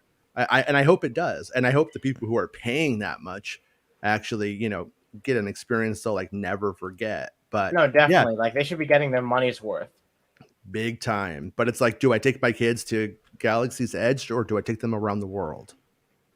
For that price? Well, that's kind of the whole point is like, I'm in the same boat, but I figure like right now I'm at a good point where I could probably go and I could do that and that would be okay. And then down the road, it might get cheaper if no one goes.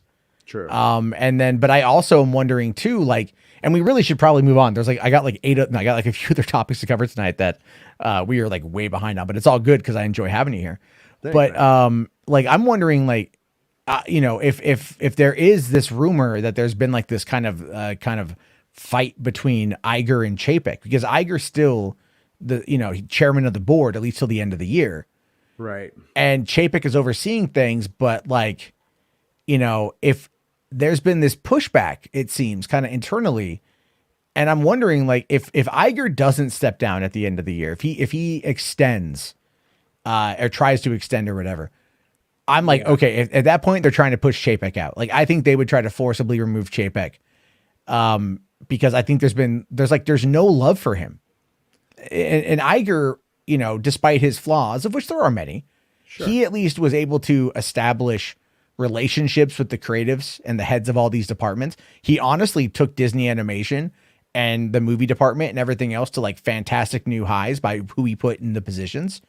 Yeah. And he worked with them to build it and turn Disney into this juggernaut. And then now it feels like a lot of it's starting to kind of crumble under like shoddy leadership, but I don't know. Yeah, I honestly don't know about that kind of that side of things that much, but I do wonder.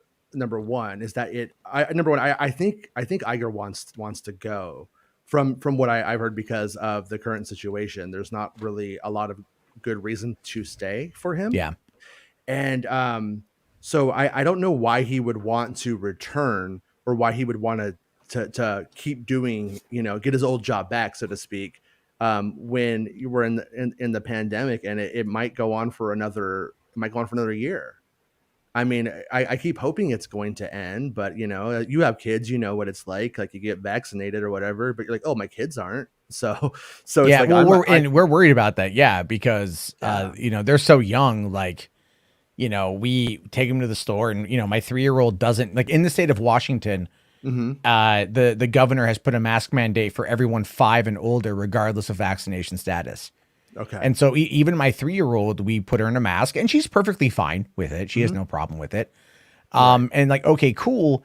But at the same time, like, I don't want to fucking wear them anymore. I'm totally ready to move away from wearing them. I'm vaccinated, but like, we're not there yet because people aren't there yet. And obviously, like, like I follow a lot of cruise line news, and there's a lot going on with cruises with the, especially out of Florida, with like vaccinations and unvaccinated people getting COVID. And then there being like actual deaths as a result of that. And like their protocols are kind of crazy, and they're fighting the governor of Florida and the CDC. And it's a mess over there right now. And I can see the theme parks having a lot of the same problem where, because people in Florida, let's be fair, are like, they kind of throw caution to the wind quite often. And that's a very nice way of putting it. It's a bunch of young people and a bunch of old people who are about to die with nothing to lose. It's insanity in Florida. But I'm not bringing my kids during the pandemic to Florida or Disneyland at all until they're vaccinated or this is over. Yeah. And so on one hand, and where I'm going with this is Chapek, how do you really win in that? You know what I mean? Like, and how do you win? Like, they announced Disney buffets are coming back on the day when they've announced that they have more kids on ventilators than they have room for now, and a kid has to die for another kid to take that. It's like, this doesn't look right. You know what I mean? And it's So Chapek is kind of a messed up position in a way. He kind of has an out on a lot of things, I think, but I don't, at some point, I guess money talks and bullshit walks, right? So that's how the board will see it. Oh, exactly. I mean, I'm in the same boat. Like, I want to go to Florida real bad. I mean, only for the park. Yeah. Like nothing else. Yeah. Like you could build a wall around Florida, like it's Escape from New York or whatever, and turn that into the like American massive penal colony, and it would still be better than where Florida is right now. But anyway, no, I'm with you on that one there. I gotta get to some super chats because there's been a few of them coming on. I'll see you guys soon. Whenever you guys are ready to talk about some more Star Wars, hit me up and I'll come back. Oh yeah, I mean, oh yeah, no, you're more than welcome to stick around, dude, if you want. I got to go get ready for that Disney Gallery Mandalorian thing. I think that's tonight, right? Probably at midnight. Yeah, they're doing the new one. All right, man. Yeah, I gotta go. I know. Like, what if is in like 25 minutes, and I was like, I'm gonna be out of here by fucking 10:30. God damn it! And then an hour and a half conversation about Star Wars, which is totally fine with me. And I thank you for your time, Jason. I've been wanting to get you on. Definitely have to do this again. I'll have to come on your show and chit chat. 1 o'clock every weekday. Whenever you want on, you're ready. Just all right. I'll try to be awake because seriously, like, even today, like I got my kids down at 12:30 and then I blacked out till 3:30. I was just done. I don't know what it was. I just slept. Dude, you know, they are little vampires and it'll happen to you. Oh, dude. It's okay. Yeah, I know. Thankfully, they're both asleep right now, which is great. Last night they were up, but yeah, that's what it is. But all right, man. Well, thank you again so much for your time. I really appreciate it. Everyone, check out makingstarwars.net. Check out Jason doing his live show. If you like UFO talk, a lot of UFO talk. Saturdays, UFOs, UFO Saturdays. Mm-hmm. All right, yeah, I like paranormal shit, so we'll have to Art Bell that up one time. Anytime you want on, dude. I'd love to hang out with you. Awesome, man. Thanks, guys. Bye. See ya. Thank you so much, buddy. Yeah. All right, Jason, we've been talking for like almost 2 years now. Jason and I have been chit-chatting back and forth. That was the first time we've been on stream together. So I appreciate everyone hanging out for that one. That was great. I love Jason. I love talking Star Wars with him. He's got inside track stuff. So he's a good dude. But we do. I've been getting yelled at over. Do you want me to invite Ty? Yeah, he was asking the. Yeah, Ty. Yeah. Ty. I guess I'm not getting out of here any fucking time soon. But yeah, Ty's all. More things to talk yeah, about, we got a couple more. Yeah, bring in Ty. It's all good, man. I do love me some Ty. All right, H Bart's here with a long ago super chat for $5. If Matt does not get a break, he's going to become sad Affleck. Yes, probably. I again, it's the CinemaCon stuff, man. That's really what a lot of it boiled down to, was the CinemaCon stuff. And then everything else. All right, let me just kind of run through. Oh, I probably already. Okay. All right. Let's see here. Did you mention the new member? I'm not sure. I'm getting to that right now. Okay. It's literally like right at the end of like where the chats are. All right. So H Barts here says, Amelia, thank you, H Barts. Amelia's been getting really thin, recently, unhealthily thin. I haven't seen her recently. I've always Amelia Clarke is one of the most attractive women in the world to me. So, if she's getting she's probably, I don't know. I mean, define unhealthily thin. Angles are a thing. Filters are. I have no idea. But I'll look into it. How about that? That sounds so terrible. Let me Google Amelia Clarke real quick. See what she's up to. But thank you very much for that one. And we did get here.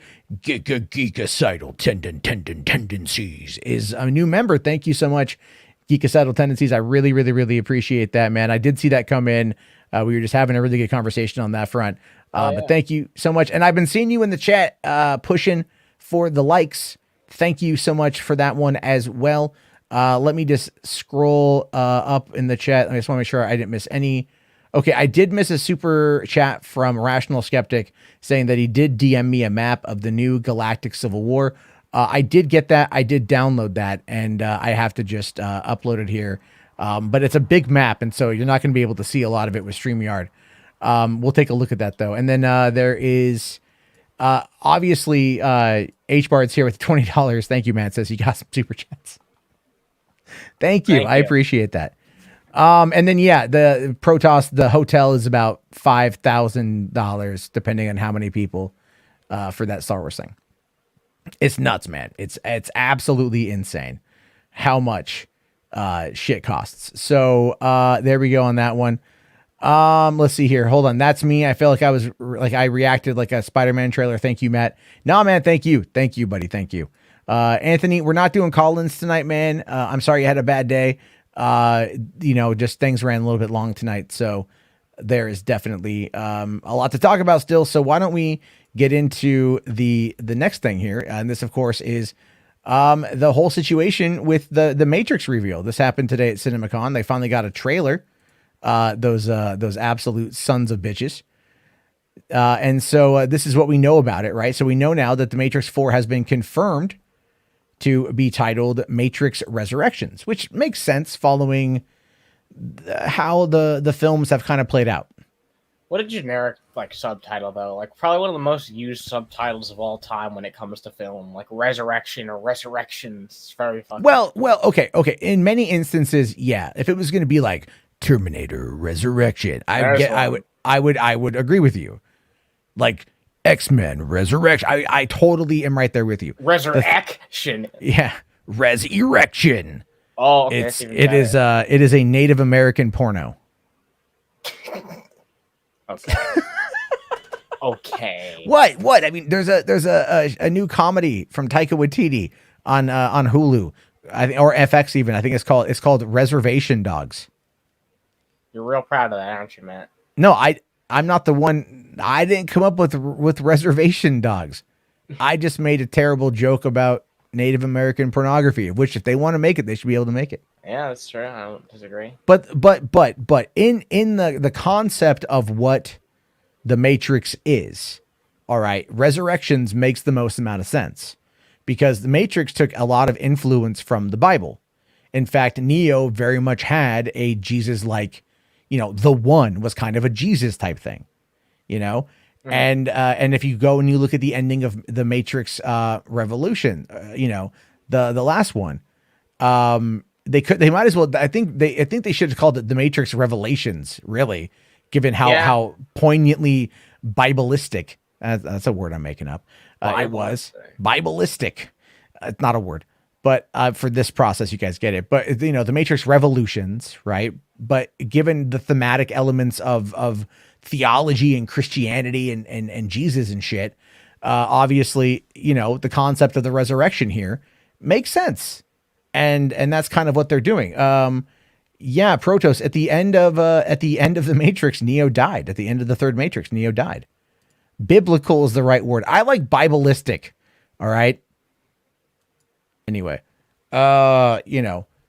so if I recall, Neo did Neo did die at the end of the Matrix 3, but this time he's still alive, but he's in the Matrix according to this. So it says here the title, The Matrix Resurrections, aligns with what we ourselves reported, this being Slash Film, back in January. Also puts the Matrix franchise in fine company with Alien, another quadrilogy with Resurrection in the title of his fourth film. Yeah, but this is not going to be like Alien Resurrection, where they brought back Ripley via cloning, and that's a horrible thing. So as for the trailer, The Hollywood Reporter says that it begins with Thomas Anderson in therapy with no memory of the Matrix. Neil Patrick Harris is not the first face you might expect to see pop up, but according to Deadline, he plays Anderson's therapist. Anderson/Neo appears to be marooned in a mundane existence, not unlike his life as an office worker and cubicle drone in the first Matrix. However, he runs into Trinity, played by Carrie-Anne Moss, in a coffee shop and asks her, "Have we met?" It seems like Neo is now doped up on blue pills. A young Morpheus-looking character soon shows up and offers him the old familiar red pill. Presumably, this is a character played by Yahya Abdul-Mateen II, who has teased some cutting-edge camera technology that the Matrix... Okay, so there we go. It's like, yeah, he's taking this. So I guess that's what they showed. Was just I can't take the red pill seriously anymore, if I'm being entirely honest with you. Yeah, no, I know. I can't. I'm sorry. It's like I get it. My mind's always gonna be places, Oh well, the red pill. I mean, obviously with the incel movement having kind of like, and like the pickup artistry guys having taken that for granted over the years. I mean, obviously there's definitely that. Like I get it. We. Like yeah. That's kind of a hard thing, and the fact that Lana Wachowski has come out as trans. Oh wow, yeah, I didn't know that. Same with you didn't know? Yeah, no, it was because no. Well, yeah, also her sister, the other Wachowski. Lana and Lily. It was Andy and Larry Wachowski beforehand, and they both transitioned. Which was kind of, they transitioned at a time when it wasn't really that common to transition publicly like that. So it caught a lot of people off guard. And I think it might have, there were a lot of people because of the Christian type nature of the first Matrix movie. They felt betrayed. I remember there being people that were like, I ain't gonna watch this trash done by no trannies or whatever. You know, like, all right, guys, come the hell on, right? Like, yeah, get the fuck out of here. Get the fuck out of here. It's, you know, but then there's even like, there's been rumors that like, even on the set of the second movie, I think it was like Lana Wachowski, you know, like was like with a dominatrix and came on set with a dominatrix and like was wearing a leash or some shit. I've heard those rumors. Wow. I don't know if they're true or not, but I've heard those rumors. So, I mean, there's always been some controversies surrounding this stuff. Now, okay. So apparently, Campia says he didn't care for M4 until he saw the trailer. He also said most of the audience was not impressed. Well, you know, I mean, fuck Campia, but like, you know, I want to see it. I want to see what it's going to be because I'm a big Matrix fan. I still am a big Matrix fan. I was rewatching them again recently and they're a lot of fun. I want to see where they take the story. I don't know. I mean, look, I don't know if this is going to be a good thing or a bad thing. We've seen a lot of attempts at rebooting franchises, especially lately. Yeah, especially. I mean, you have the Matrix Reloaded. I mean, what's going to be if they do another one in this particular scenario, is it going to be the Matrix Rebooted? Like, I mean, which would actually fundamentally make sense if they found a way to if they had to reset the Matrix, you know, in order to like set everyone free or whatever, you know, unplug it and plug it back in for a few, right? Oh my God, what a way to put it. I'm just saying. So they had to reboot. What if Neo has to go? What if he gets pulled out of the Matrix and then he's got to go back in the Matrix and they like, we're rebooting him back in. Matrix rebooted. Matrix number 5 right there. That's what they should do. Hey. Man.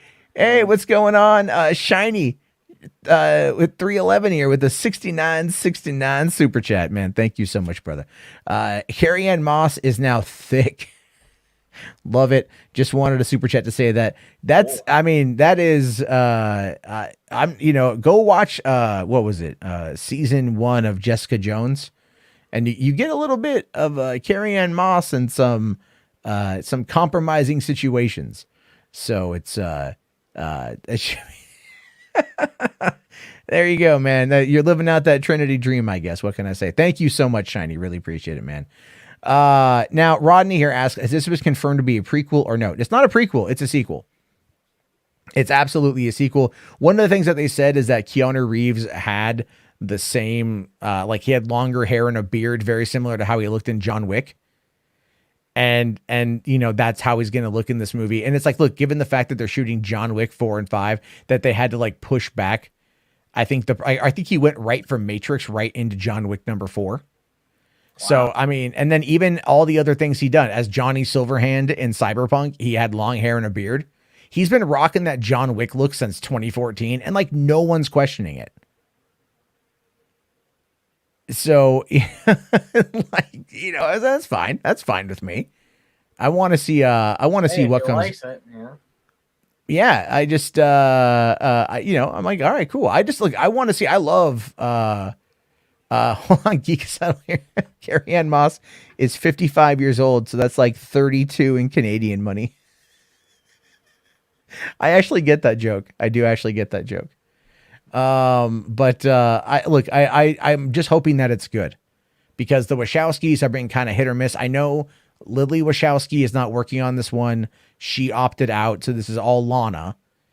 And, you know, so if you don't have the two of them together, they are going to be missing some aspect of this. Right. So that is something there to consider. But at the same time, you know, I mean, if the story is cool and they give us that kind of experience, because look, here's the thing you got to remember about the Matrix. I was 17 when the Matrix came out. That came out like March 31st, 1999. My birthday was 5 days beforehand. I turned 17, March 26th, 1999. And so like the second R-rated movie I saw in theaters was The Matrix. And I remember sitting there with my best friend and watching this movie for the first time. And I remember that lobby shootout scene where they played Spy Break. you know, and just how everything was shot and how like the squib impact and the you know, all the bullet hits and all the explosions and the way that it looked and the way that it felt and how like visceral and violent it was. Like, I'm not gonna lie, it made me tense up so much. I had like tears of like pure like, oh my God, I've never seen anything like this again. You know, and quite frankly, you rarely ever see anything like that anymore. But it was so revolutionary for the time, and people flocked to it. And I'm hoping that they can recapture that. I'm really hoping. Now, do I have my hopes up for that? Like, am I holding my breath? No, I'm not.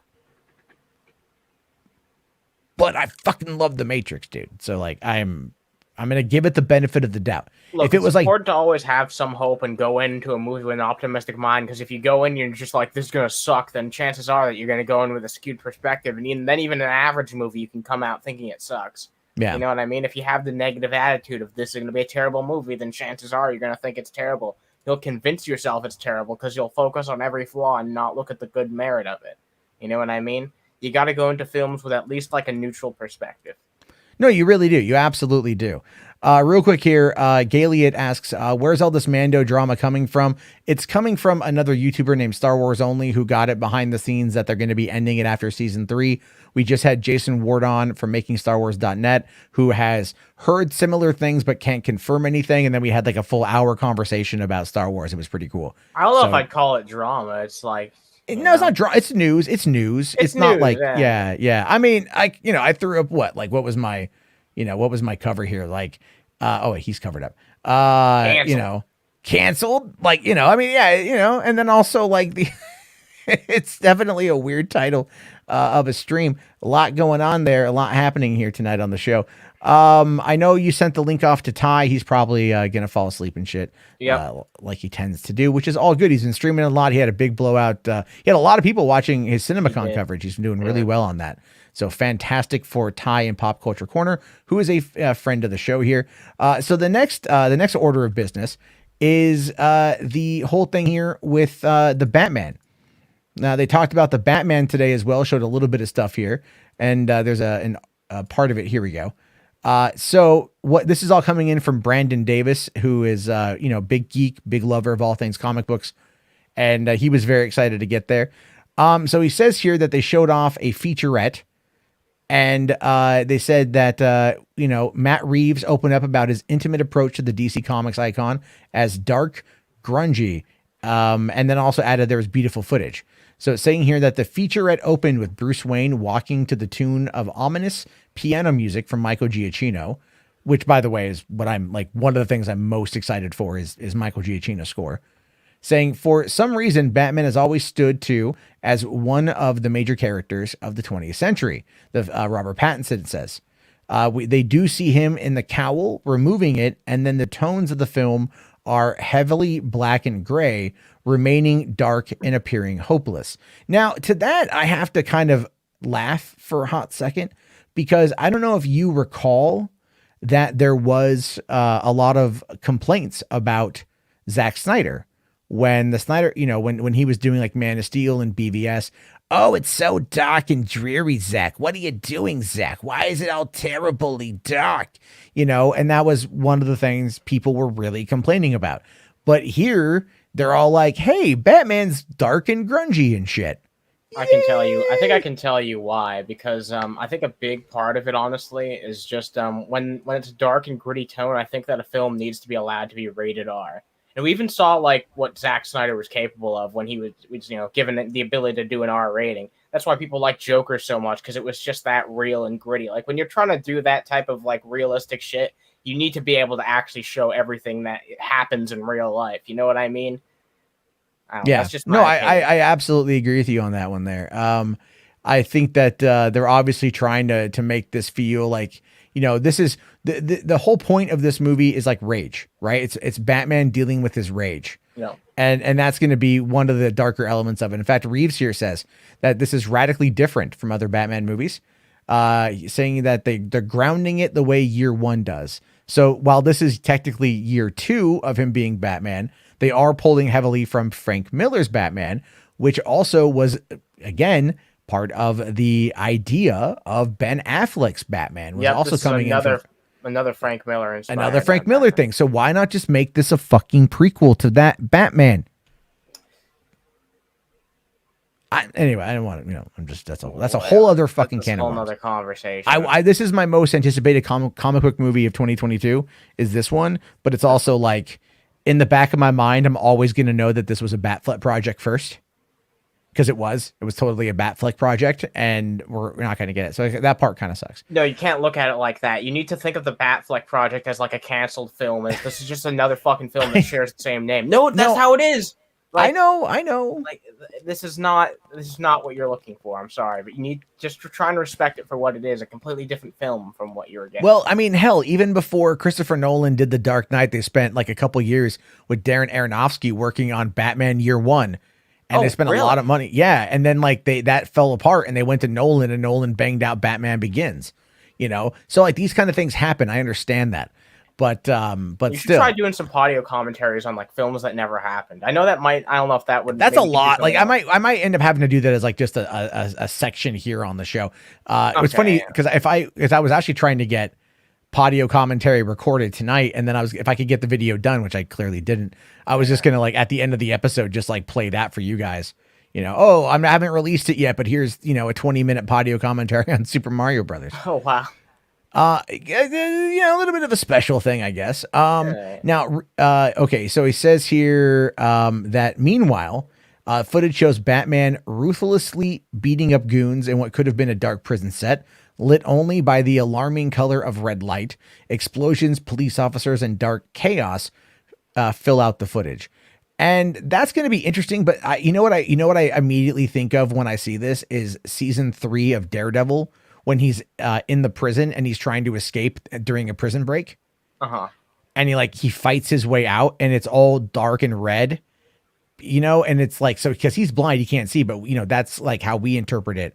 Yeah. And so I just kind of feel like maybe Matt Reeves might be basing this a little bit on Daredevil. I'm just saying, I don't know. The comparisons between Batman and Daredevil are as old as time. Like they've been around for a very long time. Yeah. Oh, totally. And then it says here that he's working out his rage, Pattinson said.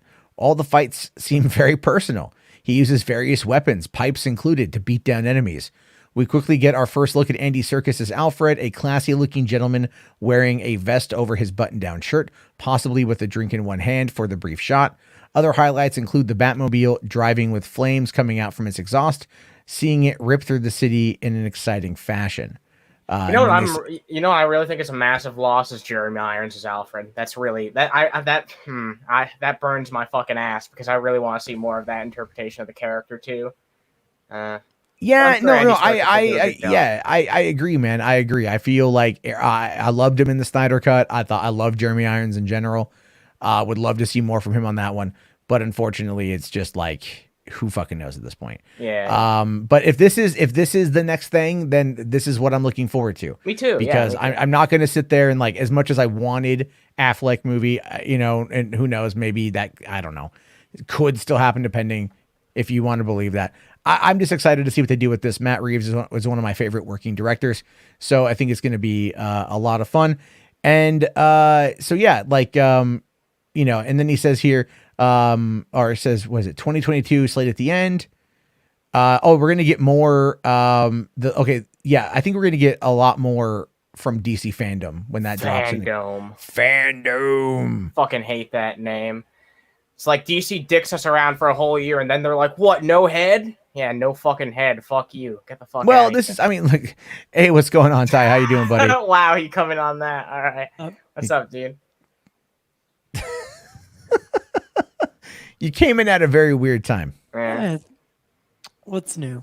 Well, that is true. It's Hollywood After Dark is like that. Wow. I'm excited for the Batman. I want to see what they show us at DC Fandom. It makes sense. This was CinemaCon. They showed off some footage to people who were there. They should probably release all this shit anyway. So they showed an alternate Fandom trailer. So it was a same trailer as Fandom. However, it had 45 seconds extra. Okay. So it wasn't this crazy new look by any means. It was just the Fandom trailer with extra footage.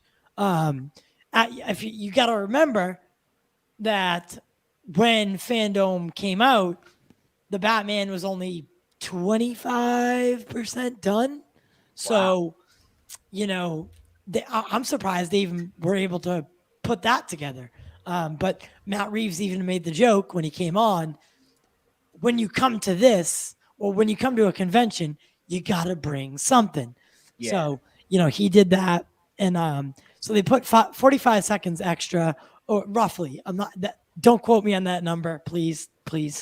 But it was so many seconds extra. So it wasn't like this crazy new look. It was the Fandom trailer with some extra scenes. Okay. Yeah. So I would have loved it if they would have put that out there. Shout out to I actually mentioned your chat on my show today. Oh, thank you. We've been doing really good. Yeah, congratulations. Yeah, I saw you guys had like 21,000 people on the on your Spider-Man thing. Yeah, it's up to 27,000. And then the past 3 shows that we've done are all, top streamer like numbers, like 1.6. It feels good finally, like to get that. I've been working really hard, and dude, I like teared up, just to back Jarbo up. It's because when he held his trophy. Oh, my silver play button. Yeah, like there's something about it because the audience doesn't realize, unless you guys do a channel and you have some sort of increase or success, whatever. Once it happens and you put all that work in, all those nights, like nodding out while you're interviewing someone, staying up till 4 a.m. to go on Hollywood After Dark because I'm with my best friends, like all that work finally pays off. Like, dude, it does. It's emotional. So no, of course, Jarbo, I understand. No, yeah, I get it, man. I get it. Like, we put ourselves out there in the best way that we can. And then oftentimes, it's a lot of, I don't want to say it's thankless because I think that's kind of weird to say, but yeah, there's a lot of people like, because everyone is I think vying for everyone's attention and you're trying to make it work to the best of your ability. And there's so much competition, but I also feel like if you can develop the community, I don't want to say fans, I think that's a weird word, but if you can develop the community and then, you have a mutual respect for one another, it can grow. And then the better, because we put, it's very much a 99 to 1% relationship here. What I mean by that is like, we put out 99% because we're like the people on the screen or the people you're listening to. And then you guys, you chat and we bounce off of that, but like we have to respond to that. And like I'll be honest with you guys, like this is my 8th night in a row streaming. Dude, you're savage. And I'm fucking exhausted. Like I literally am exhausted. Like honestly, I didn't want you to do this tonight. It was only because CinemaCon. If it wasn't CinemaCon, I would totally not even be on. I told them to take off the night too. Yeah. Oh no. That's the thing though, is you came on with me last night. You should have taken today off because Warner Brothers panel was. I didn't know what to expect. I don't know what to expect. There's a lot. I mean, like I even have more things to go through tonight. Still a couple more little things to get through. I mean, I wanted just to kind of cover the basics of the day.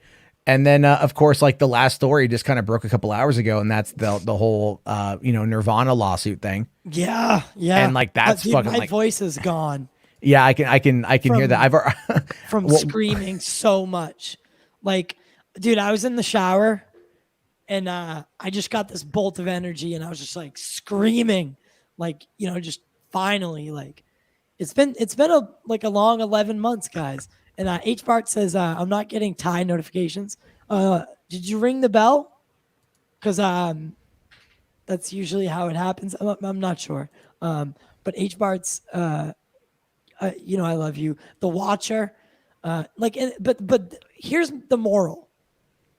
You guys in the chat, this chat specifically, I see a $70 super chat there, right? Yeah. No, it's $69.69. Shut up. See, there I go yelling again. This is the thing. I wouldn't have been able to do this week if it wasn't for being around you, Matt. Oh, Seriously. thank you. Like no jokes. Like I'm not. I literally came in here tonight and I was looking for you. I was looking for. I was like, "Where's the link? Where's the link?" Because I wanted to come and say this. I can't stay the whole time. I will talk for a little bit. I just, please kick me off at like 3:30, 3:40. Yeah, I don't want to. I want to try to keep. I have to be up early in the morning anyway. Yeah, so but I'm like, Pop Culture Corner. I've been working on it for so long. Ground up. Day and day and day and day and day, just like you. And meeting people like you is done so much wonders for us. So I just want to say, if no one else told you today, like truly, dude, I love you because you've changed my perspective. You've taught me things. You've given me advice. I'm so happy to be friends with you because you've not only made me grow, but my channel has grown because of you. And thank you. I'm so grateful. So grateful. No, I really appreciate that. Thank you very much. I really appreciate that. Thank you. Can I tell you something? Sure. No, that was it. It was just a joke from last night. Can I tell you something? But no, I don't remember much about last night, to be honest with you. Max and Saggy liked when I kept saying, can I tell you something? I can't even say it because my voice is gone. Can I tell you something? It was like AMSR or whatever it's called, ASMR. But no. So I mean, overall, guys, what did you think of the Warner Brothers panel? I mean, we got Dune, Matrix 4. Matrix 4, we did get a lot of information on. I mean, it's we were just talking about that before you came in. Yeah. I'm sorry. We were talking about that before you came on in, and I was telling Annie here, like I was 17 when the first Matrix came out. Damn. So like that was, and it came out 5 days after I turned 17, so I could go see it in theaters. I was all happy. Here's my ID. I am of What year age. was that? 99. I'm old. Fuck off. I was 1. Yeah, you were 1. Yeah. Yeah, I know. It's like that's kind of how it boils down to is everything. Wait, what year was it? 99. 99. Oh, 99. I was 7. Yeah, so like I was 17 and I went to go see it a number of times in theaters. Cross-generational podcast. Imagine Will Smith took that role. He admitted he would have screwed it up. I was gonna say, do you think The Matrix would be what it would be right now had Will Smith taken the Neo role? I don't think so. No. What? He's got the star power, but it would have taken till now for it to be relevant because people now know Will Smith. They'll go see a movie just because Will Smith's in it, but not back then. So, well, no, back then he had more star power than he has now because he had the Fresh Prince of Bel-Air was huge. But he wasn't a movie star. Bad Boys came out in 95. Okay, yeah. So he had done a bunch. Bad Boys was pretty big for back then. Independence Day was 96. 96. Yeah. Okay. So you're right. So I mean, and that was fucking huge because I remember opening day seeing Independence Day in theaters. I was like rode my bike by myself. My parents were like, "We're gonna go out of town for the 4th of July weekend to go camping," and I'm all like, "Can you guys hold off until I go see this movie?" And they're like, "Are you fucking serious?" I'm like, "Yeah." Yeah, I'll go to the first show and I'll ride my bike back. You're right though. You're right. I forgot the timeline. 96 was Independence Day. 99. Okay, so yeah, all right. But I mean, was Keanu a big star back then? Bill and Ted, Point Break, Bram Stoker's Dracula, Speed. Yeah. He had been in a number of things back then. He was in Chain Reaction with Morgan Freeman and Rachel Weisz, which is actually a pretty decent movie.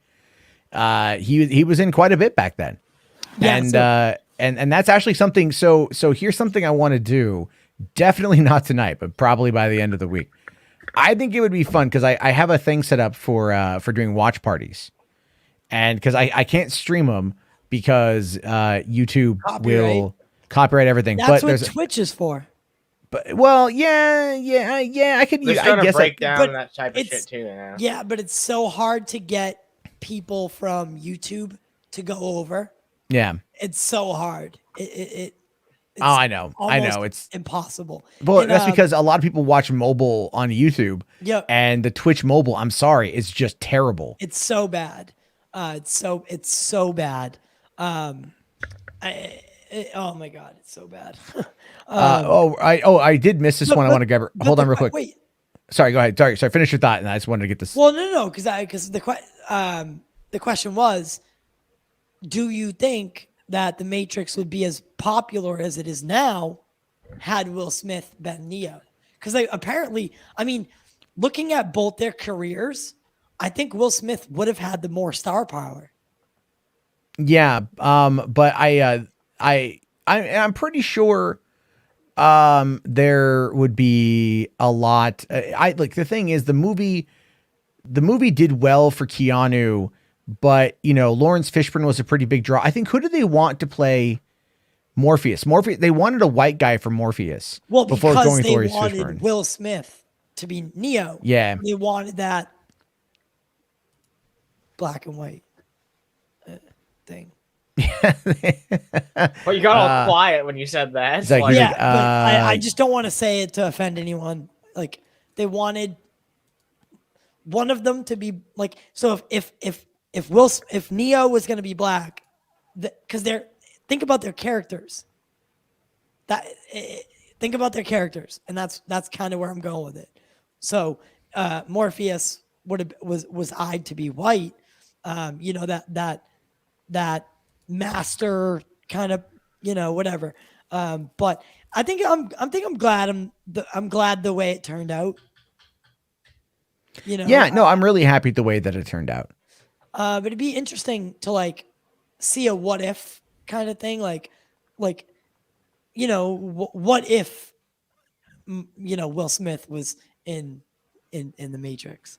All right, stupid question. Go on to your section. Well, no, I do feel like it would have been an interesting thing, but probably nowhere near as good.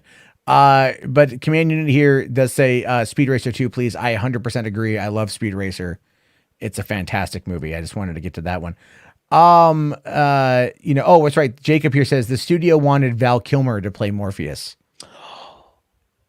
Val Kilmer and Will Smith. Dude, that would have been. I don't know, man.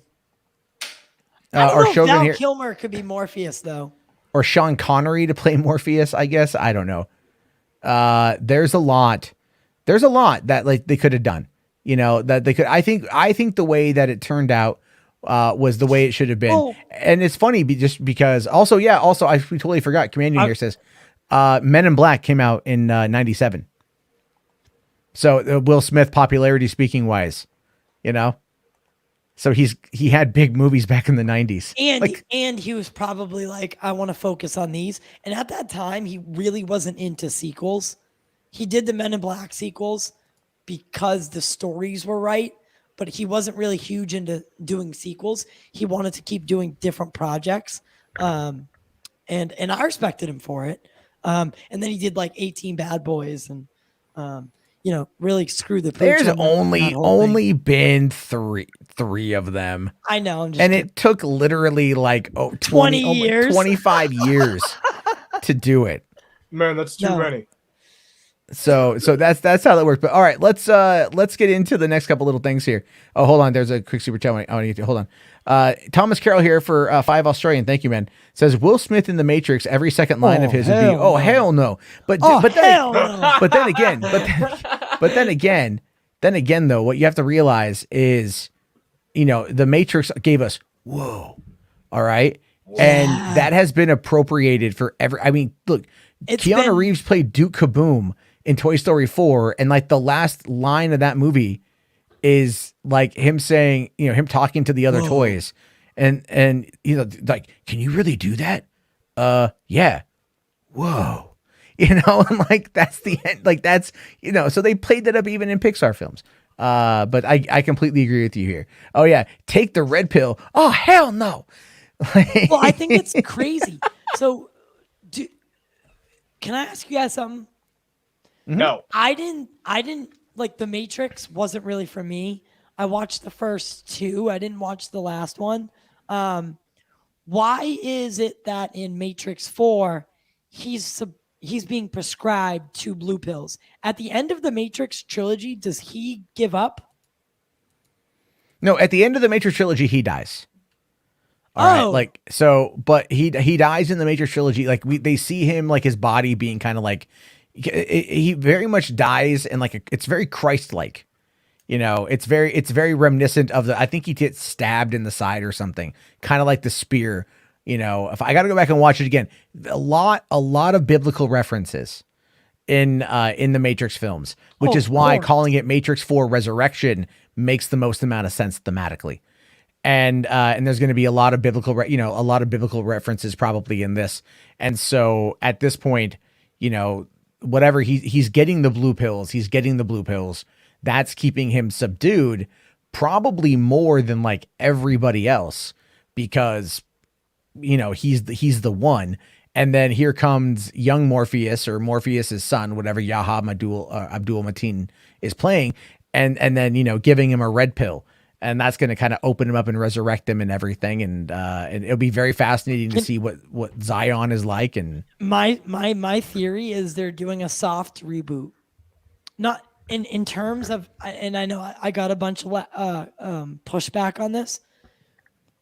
Not a reboot of like not a remake at all, or a soft reboot. So we're missing characters that we want in there, but I think this is a way for them to like kind of start the story over and then go from there. So a new trilogy with new people, you know, whatever. Instead, and then you can bring back the old characters as cameos, whatever. But I think it's a little soft reboot. I mean, it's literally starting off the same as the first one. Like, yeah, he's stuck in the Matrix, except not prescribed.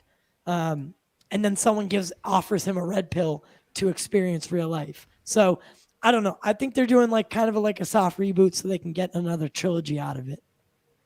I wouldn't be surprised. They definitely the Warner they like their franchises.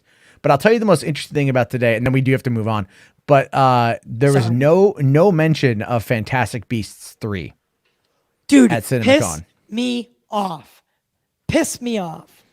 Because why? I'm a huge fan. I'm a huge Harry Potter guy, and I unconditionally like Fantastic Beasts. Okay. I thought the sequel was way better than the first one. I thought they were both great, but yeah, you know, I know that the controversy, but with Johnny Depp, he's been replaced by Mads Mikkelsen. Yeah. I don't know how that's gonna work. I would have personally brought who played him in the first movie? Who played Dumbledore? No. Who played Grindelwald? He was covering for him. Oh, Colin Farrell. Colin Farrell. I would have brought Colin Farrell back instead of recasting, because that makes sense. It already made sense. He had already body swapped with Colin Farrell before, so I would have brought Colin back. That's really smart. Yeah, except they're definitely going to go the route of body swap because they don't look alike. So it was kind of faded almost, if you think about it, because he body swapped, or he used a spell to make himself look like Colin Farrell in the first movie. So now it kind of makes sense, or it can make sense continuity wise for Mads to be Grindelwald, because he's just putting a spell on, yada yada. Doing the same thing he did as Colin. But I would have brought Colin back just because it was a familiar face. No, I don't disagree with you on that one. I think also, but at the end of the first one, remember, like, he had been outed as being Colin Farrell's character, so he would have been like Well, on he the doesn't run. care anymore. That's true. He's coming back out. He's come out as Grindelwald. He doesn't care anymore. Now he's just playing. Now he's just messing around. But they're still they have so much to figure out, because if you do this recast, you can't do it like Hulk, where you just do it and don't like recognize it. I don't know. At least I don't know. I mean, I think because of the controversy, surrounding Johnny Depp, right? There wasn't controversy really surrounding Edward Norton outside of his own attitude getting him brought back. But my point exactly. There's so much controversy with this Depp thing that you couldn't subtly recast him and just let it go by, right? Well, they're going to show some. Well, here's the thing. H-Barts asks, is Depp going to have a cameo? Well, here, hold on. We know that he shot 1 day on the movie. He shot 1 day on the movie before they let him go. You think they're going to use that? I think it's possible that could be the transition scene. It's possible because they brought him in to do a transition. Well, okay, because here's the thing with that, though, right? If he would have like gone out, bitch, because he says in his statement that they came to a mutual decision. According to him, and again, I don't know how true this is. Whoa! Hold on. This is the thing, dude. John Cena also apologized in fucking Mandarin. No, I know. Listen, I know he did. Hold on, let me get to my fucking point. All right. What I'm trying to say though is that, like, look, Johnny Depp knew about the controversy going in to the Crimes of Grindelwald, right? The director David Yates came out and sung Johnny Depp's praises. J.K. Rowling came out and sung Johnny Depp's praises. Not a problem on set, a perfect gentleman, a good guy. They came to his defense before the movie came out. All right. And then they wanted to go and do the third movie. They got 1 day of filming before they wanted him to cut out. I would argue that they probably got him in there, said, look, we have to move on. All right. Like, let's get this 1 day. Cause he still was paid out like 50 million fucking bucks. He was still paid out his fucking salary for the rest of those movies. So it wasn't like he was cut down. All right. They probably got the one scene out of him just to go to do the body swap, because as audiences, we got to see it. If not, it comes across as too jarring. Okay. That's. But wait. Run it back a little bit. You saying he got paid 50 mil? That's what I heard. I heard he got paid like 50 million. He got his contract fulfilled. They paid him out to go. Did he? So let me get this straight, because I'm not a big. I don't look into that. I didn't look into this whole thing. Did he sign a contract for Fantastic Beasts 3, start filming, and then get fired? Basically. I think he had signed a contract for Fantastic Beasts 2 through 5, because the original plan was to have it be a 5-movie arc. And really they had him at the end of the first one. So 1 through 5. He was going to be Grindelwald, going to be the big bag all the way through to the end when he gets defeated by Dumbledore. That was going to be it. So they would have contracted him for all 5 movies. They would have signed him to a deal for all 5, and then they paid him out whatever it would have been, or whatever deal they came to. But like, that's what I'd read somewhere. They're like, here's your money. Should we make that out to Amber Heard or the lawyer? Probably the lawyers, the tax people. All I'm saying is, like, he got paid out. All right. He got paid out. So, and like, the thing is, this defamation lawsuit thing is fucking massive, and it's moving ahead here in the United States. And I don't know what's going to go on with that, but it's going to get real messy for him and for Amber Heard. He came out the other day and said that he's being like blacklisted, or he's being boycotted in Hollywood. And that's probably true. So he's out kind of, I would assume, to get, a little bit of fucking blood right now. And in my opinion, like, have at it, Haas. Like, Amber is not a good person. So let's see where this whole thing goes. We as commentators can only sit there and look at things from the outside anyway. Okay. We don't know all the internal dealings, but do you want to debate something real quick? Yeah. What side do you stand on? On the Amber Heard thing? Yep. Oh, I'm definitely Team Johnny, but they were both toxic for each other, man. Like, there's no fucking denying that shit. She look, the way I view it is this. She is very conniving. She is very toxic. And I think at the time, she played him to be able to get what she needed in order to mount a public defense to back up her claims.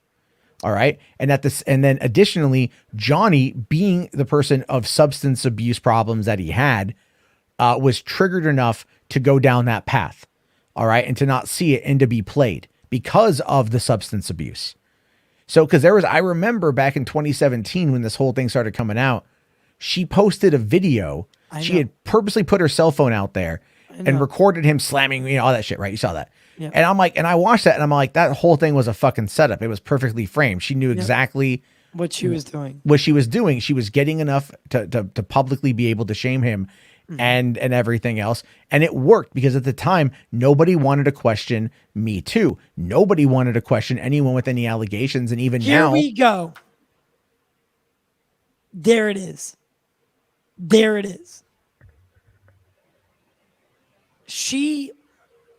I'm with you, man. I'm on the side of. I thought you were gonna be a little bit more combative with something, but You thought I was gonna be like Team Amber? I did. But there it is, right there. She knew, and she picked her target. She knew the Me Too thing was going on. All that stuff everything that you just said was exactly in my mind. The pictures with lines of coke, dude.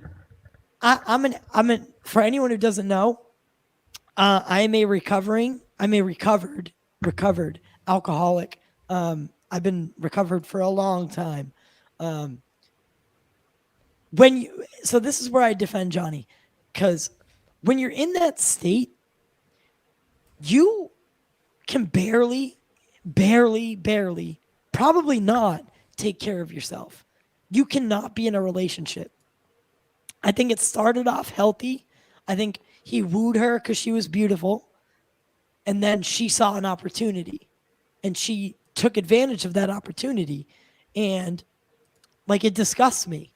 However, their personal life should not affect, unless there was a physical abuse, their personal life should not affect Warner Brothers, their jobs, their professional life. That's my argument. Is we can't look, dude. Have you ever been with a woman or even a male? Have you been with your boyfriend? Have you been with your girlfriend, or whatever? And you're just so angry because you get the most angry at the ones you love, and you love them the most, right? You do things that you wouldn't do normally. Like Amber, I don't know. This it should be between them and the lawyers, and it should not be between the public, the lawyers, and them. We need to stay out of it. And I don't think her getting to keep her job at Warner Brothers and him not. It's a clear double standard. It's a very clear double standard. But 20 years ago, Johnny would be working. It was because the government is scared because of the whole Me Too, women. Listen, women are first-class citizens, just like men. We need you to make the world go round. You are just as important as us, if not more. Women are, I can't say enough about how great they are and all the things they do. They're so smart, everything. However, it needs to stay out of, they're celebrities and fucking TMZ exists, but it doesn't have anything to do with us. It doesn't. Why is she fucking still Mera, and he who has a track dude, he is the roles he's played are so iconic, and he's ousted, and now he's blacklisted. and now he can't get a job all over a private thing. When has Amber Heard ever defined a franchise? Ever. Zero. Goose egg. Exactly. Right? Fucking zero. Look, the thing is, like, yes, obviously there is it's the whole problem, the whole situation is exceptionally problematic. And obviously I believe she clearly played Johnny, but Johnny is not absolved of everything. Sure. All right. And you can't, because like he did his side of it too, but I do think he was still ultimately the victim. So the way Hollywood is going to operate here is Johnny's going to be kind of like Mel Gibson. All right. Kind of ousted for a couple of years while they sort this thing out. And this whole lawsuit is pushing it to an entirely, way more public endeavor. Like, look, Kevin Spacey was, like the second or third person to get Me Too'd on a huge scale. And he went away for a while. There was a whole bunch of lawsuits filed against him, or civil suits filed against him, really. And they went nowhere. I think because like 2 of the witnesses died. I'm not even making that up. And then now, oh, okay. I don't know if he's anything to do with it, but it's like, oh my God, I'm transforming into Alex Jones. Bilderbergs. No. I'm just saying there's that. So the whole I point. have a surprise for you. Keep going. What's that? Okay. Oh boy. And so, I think I know what it is. And then, from there, he's now trying to get back into acting, right? Like Mel Gibson in 2006 said what he said when he got pulled over in Malibu while drunk driving, and he was sentenced to many years of kind of irrelevancy. Now he's in movies again, he's doing things again, and no one cares. And that's kind of the whole point. Like if, it's like Johnny will come back. He'll do more things. Take me a minute. But he'll end up getting, enough people will come back into it for him down the road. Like that's something I believe. I think he'll get work again. But look, there's also something to say here about the, irreparable damage to his name. And in some cases, people aren't ever going to give him the benefit of the doubt regardless, because I do think that when it comes to the access media, they're spineless, feckless cowards more often than not. And they're never going to look at things objectively. They're going to follow the crowd, and they're going to, bullhorn that crowd and try to go like, no, I'm with you guys. I'm with you. I've always been with you. And they're never going to question it. And then I do think that once the culture, shifts around, though, eventually people are really going to warm up to him and be like, wow, you dealt with all that bullshit, and now we're just going to, offer you a bunch of verbal fellatio. I think that'll happen. That's a lot of it. Yeah. H-Bart's here. $2, man. Thank you. Says, what if she did not donate the money to charity?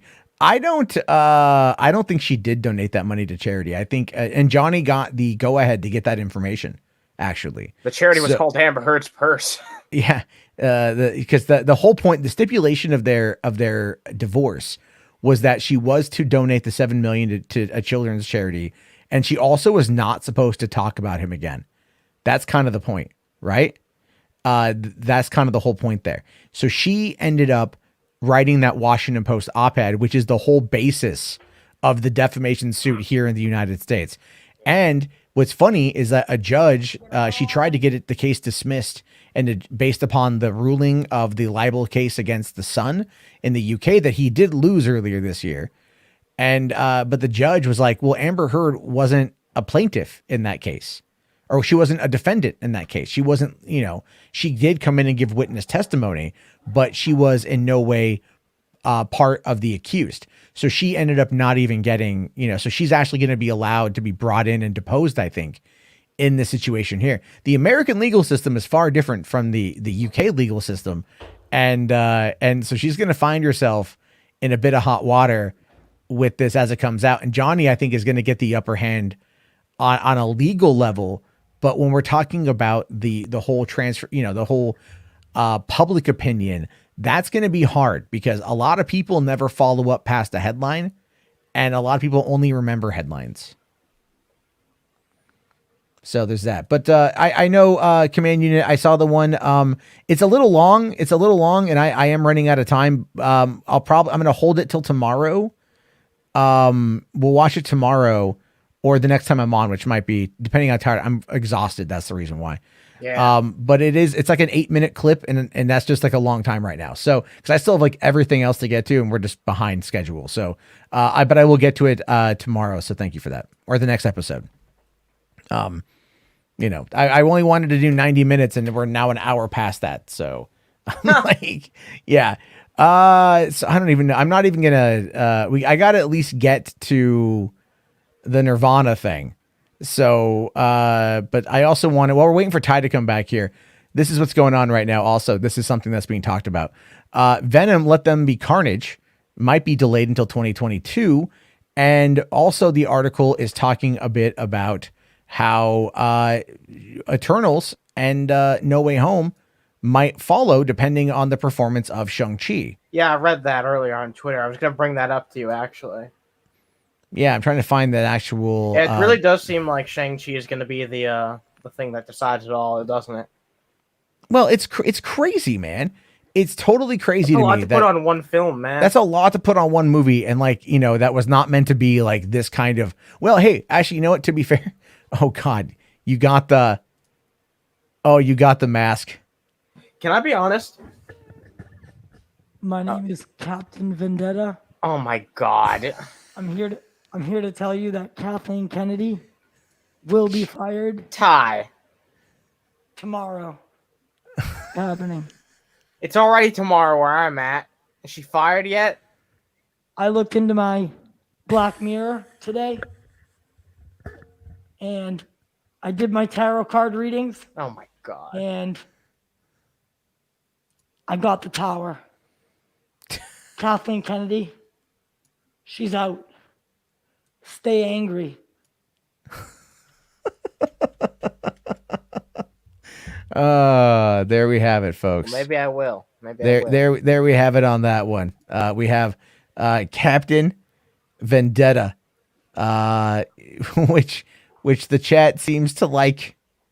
The chat seems to like that. So there you go, Captain Vendetta, making their first debut here, Hollywood After Dark, episode number 59.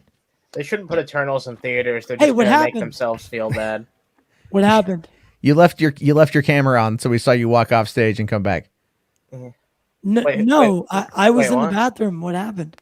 Oh no! So some actor came on here and was like, Someone named Captain Vendetta. "Dude, you might want to call the police. There was some other person in your house. It was really fucking disturbing, actually. What's going on? You might want to call the fucking politi. That's what they're called in Finland. The politi? Well, Yeah. I mean, what do they call them in Boston? Since that's where you both are. The fucking caps. The Caps. Got to call the 5-0 to come out there. I can't do a Boston accent, man. Yeah, don't bother. I can't do a Boston accent. That's way too. I've spent my entire life trying not to talk like that. It's really hard. Yeah. No, I get you, man. I get you. BPD, bro. BPD. Boston Police Department. Oh, I thought you were talking about something else. Yeah, bipolar disorder. Yeah, me too. You know, Hey, you but just, listen, you're all like listen, BPD represent. Listen, I'll tell you this. I am in touch with someone called Captain Vendetta. I'm not sure if it was him, but he'll be making appearances throughout Hollywood After Dark. Oh, crap.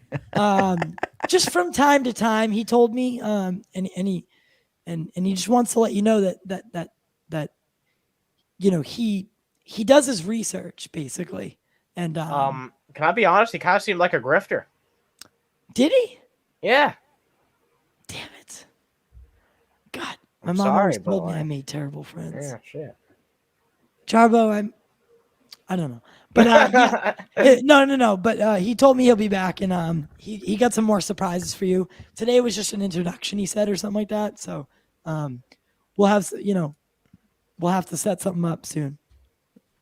Okay. All right. All right. What the fuck are we doing? I don't know. I don't know. Yeah, I don't know. All right, it's a fun time, but yeah. No. Seriously though, what's going on? Because I didn't see any of this. Okay, we're talking about the possibility of But basically, all these fall films are relying on Shang-Chi's performance to see if they're going to be delayed or not. So What the fuck are you doing here, RJ? It's like you have RJ. school. I'm already up. I might as well stay up. Oh my Oh god. my Like I God. do want to be out of here in the next like 20 minutes because like I do have to be up early in the morning myself. Jesus Christ. But I appreciate you guys coming on in. All right. So yeah, so as we were saying before, we were magically bombarded with a new Captain Vendetta character. Hey, I took pictures of the chat. Oh, you guys talking about the Venom delay? Yeah, the Venom delay and potentially pushing Morbius, and then also Marvel's Eternals. Yeah, it's going to be a domino effect, and I'd be very concerned. Did you guys read this? Not all the way yet. All right, so are you gonna read it? Yeah, I'll look at this right. This is the passage I wanted to pull from. Okay. So it says, according to multiple inside sources, that's because Sony is planning to delay if I could talk, to delay the release of Venom Let There Be Carnage until January 21st, 2022, the date currently occupied by Morbius. But the studio is waiting to make the announcement until after CinemaCon. They didn't want to flash to exhibitors that they're scared of the early fall. One person with knowledge of Venom's release says, why would you move it 3 weeks? Buys you nothing. And because they just moved it. They just moved it back to like October 15th. So they pushed it by a couple weeks.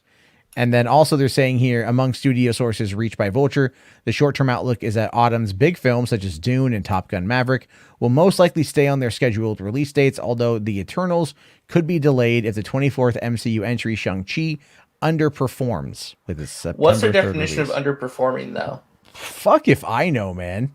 Because, like, I think it's going to open between 40 to 50, personally. Yeah, which is pretty good. Eternals is not going to do good. Well, Am I think controversial for saying this? Like, it's not going to do good. Dude, you are so out of your goddamn mind. You think Eternals is going to do good? Yes. You How want to know? good, though? You want to know why? Yeah, I do. Chloe Zhao. No one cares about Chloe Zhao. Get the god here, man. Lowest viewing of the Oscars ever. 10 million, like just over. That's not her fault. That's not her fault, but I'll tell you this. I'll tell you exactly why no one cares about Chloe Zhao. Because the day after, and I said this to RJ, and RJ disagreed with me, but I said this the day after the You're gonna Oscars. tell me. I remember this, yes. Hold on, I said the day after the Oscars of her winning Best Picture and Best Director, they should drop an Eternals trailer with saying from Academy Award winning Best Director Chloe Zhao to use the hype from all the ink, all the free ink that day. They chose nothing. They did nothing. And then in May, when we finally got the first Eternals trailer, it didn't say from Academy Award winner Chloe Zhao on it. It wasn't until the second trailer. The final trailer. The final trailer finally said Academy Award winner. Why is that? You know, I wouldn't be surprised cares. if Eternals is the lowest grossing Marvel movie, at least since Phase 1, if not in the entire universe. I think it's going to flop. I think it's going to be like their first flop in a while. Now, I do think that Marvel will otherwise be fine, but that movie's going to flop. So, I don't know. I think Shang-Chi, here's the thing. I think it's going to open maybe lower than people think, but I think the word of mouth's going to be so strong. It's going to have good repeat viewing. that movie's going to do well. Look at what people. First off, look at what people are saying about Shang-Chi. Seeing it now, it's like the hype is real. Like it's ramping up. I'm going. What is it? Friday? Yeah, I'm going to a screening Friday for it, and I mean, a lot of people have been getting screeners or going to screeners for it, and saying that this is a brilliant movie, like a top tier Marvel. Top tier Marvel movie. There's no way this movie underperforms. No way. Wait, There's for Shang-Chi, or are we talking about Eternals? Shang-Chi. No, I think Shang-Chi is going to do pretty good. I have no Me too. issue I with think that's gonna Shang-Chi. do well. I think it's going to be fine. I think again, But I'm not I talking think about Shang-Chi. Eternals- I'm talking about Eternals. I think Eternals. Ready? Check this out. Eternals. First off, you're right. You're right. The first teaser, it didn't say Academy Award winner, whatever.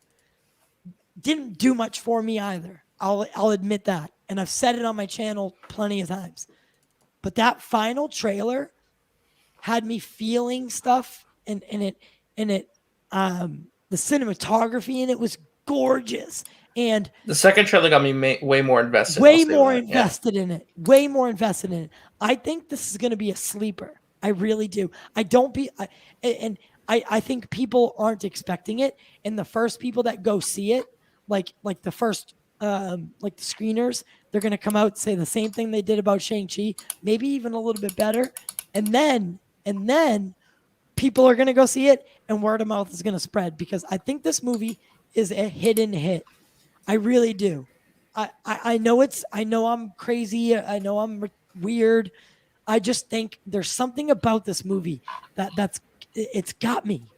It's got me. I'm interested in seeing it for sure. I think it could be a sleep. Here's the thing. I think this movie, out of the ones that are coming out right now, this one's probably going to set up the future of the MCU more so than maybe until obviously No Way Home, obviously. But like, I feel like it's going to set up a lot of interesting things that we don't know about yet. You know, because it is on such a grand scale. And marketing for it. The marketing for Eternals right now, like well, it's not marketing, but the trailer. The first thing we hear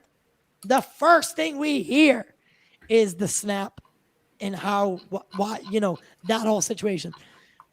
The snap is what caused what is it called? Divergence. The emergence. Emergence from starting. Right there, you have anyone who was invested in Endgame, they're in. They're in. Because now they know that this story starts with that situation. I'm just saying, I think this movie is going to do really well. And I think it's going to be a good movie. From what I see, and shout out, I mean, not to plug myself, but I did a whole video of like breaking down each Eternal character and like what their powers are, what yada yada. From the trailer, I mean, it's really, really accurate. And the visual effects, I was worried about Chloe and her ability to make a superhero movie, but I don't think this is necessarily going to be a superhero movie. I think this is going to be something else. I don't know. I mean, you could be right. I haven't. I hope it's good. I want it to be a good movie. It's just, I personally, like, I'm not looking forward to it more than, say, Spider-Man. You know, like Spider-Man and Shang-Chi are what I'm looking forward to the most. But this is good. I think it's gonna be good. I think you're right. That's gonna be a sleeper hit. I think it's gonna sneak up on people and actually be better than people are expecting. Yep. God, I mean, come on. We got the Starks back together, and not Tony. We got the Starks back together. Well, Jon Snow and Robb Stark. But we get the Starks. Yeah, I'm excited for. I don't know. I feel like the trailer should be pushing Kit Harington more. Personally, I'm wondering. No. You don't think so? No. Nope. Because if you don't know who he is, it's gonna be a surprise. Okay. It's gonna be a surprise. I know a lot of people do know who he is. That's because we do this and like we're into it. Yeah, but we pay attention like every announcement. For general audiences, keep that a secret, because I think when they go into it and they realize, oh, he's just a human, and then I bet that's going to be the post-credit scene. Oh, 100%, yeah. Either that or he helps in the final battle. Sorry, I'm losing my voice. He'll end up doing something pretty major with it. We're quickly approaching the 3-hour mark. I know. All right. For 3 hours. One of the rare times that Matt's gone on longer than Enosh. Oh, Enosh actually. Wow, yeah. No, I know. Yeah. Oh, that's why he showed up. My final words, because I do got to bounce. I know you're wrapping it up. Actually, wrap it up. Well, no, I still have to do one more story, and then we have to watch a 2-minute 40K thing from that command you pay for. No, we gotta. Okay, well, so no, because stick around if you don't want. Yeah, you can go. It's fine. It's totally cool. Like, we had Jason Ward on for MakingStarWars.net for the first hour and a half. So there's that. Yeah. Good morning. But yeah, HBarts here says I think Angelina is one and done. Maybe she's not one to. Has she done sequels? Tomb Raider, stabbed in the heart. Oh yeah, Tomb Raider. Yeah. It doesn't matter, because if Marvel comes at her and says we want number 2, she's signing the deal. No, there's definitely money there. A lot of money too. Yeah. But I do gotta go.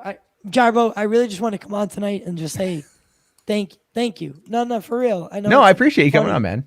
But thank you for everything that you've done for me, and everything you've done for this community. I know a lot of people don't give you a lot of credit, but you truly are a place where we can come speak our minds. I sound stupid right now. No, It's but okay. no, fine. stupid with my voice. Oh, You do a lot for me. You do a lot for everybody around here, because you create an environment where, it's just fun to be in. It really is. So keep doing what you're doing. I know you know that, and I hope to one day, be where you're at, in terms of like subscribers and a great audience, and we're finally starting to get there. And just thank you for all your help. No, I appreciate that. Thank you so much, man. Yeah. And you guys can find me at Pop Culture Corner on YouTube. Search it in any podcast platform. We got an interview tomorrow with one of Jamie Foxx's best friends, who is in charge of a bunch of conventions and stuff like that. So that's going to be a fun interview. And then we'll be covering CinemaCon live as it happens, all week. Until Thursday. So stop by the channel, guys. I'd love to see all of you. Each and every one of you guys are amazing. And I love you guys. Thanks a lot, buddy. Say it back. Yeah, see you, man. Say it I love back. I love Say you it too, back. Ty. I love you too. Jesus Christ. Get the fuck out of here. Go to bed. All right. Okay, bye. See you, Ty. Ty, the abusive ex-girlfriend. Oh my God. No. What? Who said that he's the Amber Heard of the group? Anyway, I'm kidding. Amber Hoops. Never mind. No, I love Ty. The Warbird here says, why the hell are you guys streaming? I don't fucking know, man. I don't fucking know. H-Bart's here with $5, man. Thank you. Says Matt Jarbo is the eternal known as Matt Jarbo. He was sent to exile for watching movies over saving humanity. Hey, listen, Saving Private Ryan is not going to watch itself. Wait, why did you just remove a T? And I don't get it. Maybe because there's only so many characters you can do. Oh, okay. Yeah. That might be a thing. But thank you very much for that, H-Barts. Of course, I love Ty. Ty's a great guy. I appreciate him coming on. His channel's doing really well. Good for him. Congratulations, buddy. But okay, let's get into the final story of the night. The one that this caught me off guard today. Literally added it to the link towards the end. So the boy who was in Nirvana's Nevermind album, their big seller, the one who we've always kind of cringed at when going to the store and seeing it there, like, why is there a baby penis on this album cover? Like, why didn't somebody say no about this? This just seems weird. But apparently he is now suing Nirvana, alleging child pornography. And that is something that is no bueno. It's no good. Let's find out more here. So Spencer Eldon, the man whose unusual baby portrait was used for one of the most recognizable album covers of all time, filed a lawsuit Tuesday alleging that the nude image constituted child pornography. The album cover depicts Eldon underwater in a swimming pool as a then infant with his genitalia exposed. The image was generally understood as a statement on capitalism, as it includes a digital imposition of a dollar bill with on a fish hook that the baby appears to be enthusiastically swimming towards. That seems like a massive reach. How is that a statement on capitalism? It's certainly not like a bold statement on capitalism, or it's not really a statement that actually says anything at all. It's like, oh wow, people like money and they're led around by money. Wow, what a fucking statement. It's really I think it's entirely possible that it's all about the concept of how we are trained from birth to chase the dollar. You know what I think the album cover is? I think it's edgy for the sake of edgy, and I love Nirvana's music, but I do genuinely think I'll be fair, I've never liked the album color. I always felt that was a step too far. I own the album because it's a great fucking album, but I never really liked the album cover. The music's amazing, but like this is a really cringe move. You know what I mean? Yeah, I never. It's iconic for a reason, though. It's iconic for a reason, but like they could have done a different album cover that would have been equally iconic. It could have been a girl. It could have been a girl. Just you remove the genitalia. That's about it. Like why there's an uncircumcised baby penis on this album, I've never quite figured out. Capitalism or not, you know what I mean? And you guys might lose me for. Okay, I think I'm back now. I know you're back. Yeah, you've only gone for like one fucking second. Cool.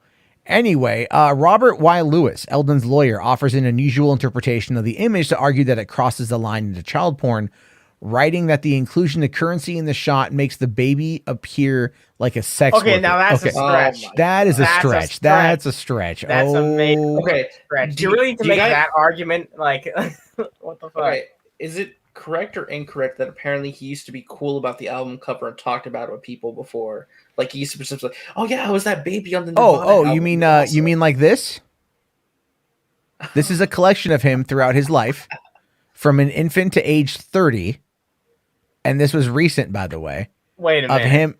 This is him recreating his this album cover multiple times throughout the course of his life. Okay, now like. So, come on, man, come on. This is him. Yeah, exactly. This is him doing it. This is a money ploy, dude. It's a complete money ploy. No questions asked about that one. Or why is he bitching now? Because his lawyer says that his lawyer is saying like there's money on the table, but what he's asking for is weird. So he's 30 years old now, and he's asking for at least $150,000 from each of the defendants, who include the surviving band members like Dave Grohl, Chris Novoselic, Courtney Love, and the executor of Kurt Cobain's estate, Guy Osseri, and Heather Perry, managers of his. I mean, look at this here: the photographer, the art director, and a number of existing or defunct record companies that released or distributed the album in the last 3 decades. So he's seeking this from each of the people involved. So this isn't like 150 grand. He's asking for multiple millions of dollars, right? Pretty much, yeah. And that's what this whole thing was. Like, now it says, curiously, the original Nirvana drummer Chad Channing is also named as a defendant, who was part of the group at the time, even though he had been replaced by Dave Grohl in 1990 before the album was recorded or the cover photography shot. Yeah, it's a fucking cash grab.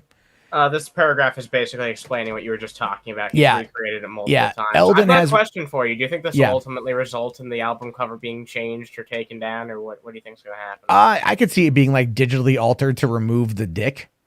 I mean, I you know what? Like, I don't need to see that. I saw something similar to that a year ago with Ethan Ralph, and I don't need to see that again. But that's a low blow. It's out there. You can find it. But the guy, look, the thing is, until now, despite his ongoing ambivalence about the photo's legacy, he hadn't described it as pornographic.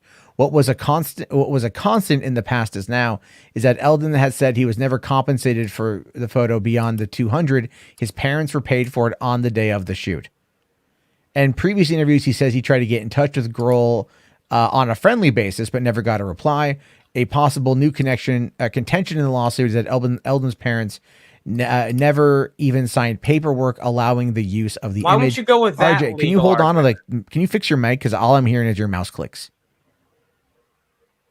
So this throws me off a little bit, and it's all good, buddy. But like, I'm just hearing that. The filing references some infamous or infamous moments in the rock album art history, saying that the concept and creation of this image replicated previous controversial campaigns used to promote music with sexually explicit material depicting a child or outright child pornography, including the album covers for Scorpion's Virgin Killer, Blind Faith, and Van Halen's Balance. I don't know about those. I don't know either. That's weird. Well, he says here, I don't even remember. Now, okay. Hold on. Let me. Okay. To be fair on that one, there, kids who are subjected to this often wouldn't be to actual like abuse and this kind of crap. Would not remember. It's a fucking baby, of course. It's a baby. It's a baby. Yeah. But here's the thing: is like, the parents have openly talked about it. They said, oh, it's fine. And so going on here, it says in the lawsuit that Weddle, this being the photographer, took a series of sexually graphic nude photos of Spencer to ensure the album cover would trigger a visceral sexual response from the viewer. So edgy for the sake of edgy, just like I fucking said. Yeah, so it says here, Weddle activated Spencer's gag reflex before throwing him underwater in poses highlighting and emphasizes his exposed genitals. Fisher purchased fish hooks from a bait and tackle shop To add to the scene, at least one or more film cartridges were exposed in the short period of time, which included at least 40 or 50 different images shot of Spencer. Cobain chose the image depicting Spencer like a sex worker grabbing for a dollar that is positioned dangling from a fishhook in front of his nude body with his penis explicitly displayed. Oh man, it's deep and philosophical. You know, it's like, yeah. So the thing is that the only alteration they would make, this is coming from Cobain allegedly, would say covering the infant's penis with a sticker that would read, "If you're offended by this, you must be a closet pedophile." And that would have been awesome to have on there. Cause again, like I always found it to kind of be whatever, not my bag. But at the same time, it's like, it doesn't offend me. It's just a really weird choice. And like I said, it's just edgy for the sake of edgy. I don't feel like it's a prudent point or anything being made. It's just kind of like, uncomfortable. Yeah. I don't know. So, and the thing is, look, here's the thing. So this is an interview that he gave 5 years ago. When being asked by, he says, I got upset a little bit. I was trying to reach out to these people. I never met anybody. I didn't get a call or an email. I just woke up already being part of this huge project. It's pretty difficult. You feel like you're famous for nothing, but you didn't really do anything but their album. Well, like, are you upset because you want their attention? Is that what this is? Are you suing them for $150,000 each? Which, by the way, to people like this, that's not a lot of money. No, which is why it's being spread out. Yeah. It's being spread out amongst everything. Maybe they'll settle it to make it go away. That's what it feels like. They'll probably settle it out of court, honestly. I don't even know if it's even going to go that far, to be honest. I don't think it will go that far. It's like, it's ridiculous. This is like one of the stupidest things I've ever heard. Like, so he says here, when you recognize, he said then that he recognized that the cover concept was genius. And in fact, had the Nevermind emblem tattooed on his chest. Yet he added in 2016 that it's hard not to get upset when you hear how much money was involved. When I go to a baseball game and I think about it, man, everybody at this park has probably seen my little baby penis. I feel like I got part of my human rights revoked. Then take it up with your parents. Yeah, that's the fucking big thing here, right? It's just like, what kind of parents would like put their child in this position to begin with? A fucking baby to begin with, you know what I mean? It's really on, like, I don't know. Like, I get why that people would be angry at the fucking ban to some extent, but like I said, I think it was just needlessly edgy for the sake of being edgy. I think it's stupid overall. It's more on, like, just blame the fucking terrible fucking parents more than anything else. Yeah. Well, it's like look, it's kind of like, and this is in no way a comparison, but it's just something that's come to mind. It's like, go back to the Roman Polanski thing. All right, Polanski was definitely guilty of drugging and doing what he did to that 13-year-old, and he should definitely pay the price for that.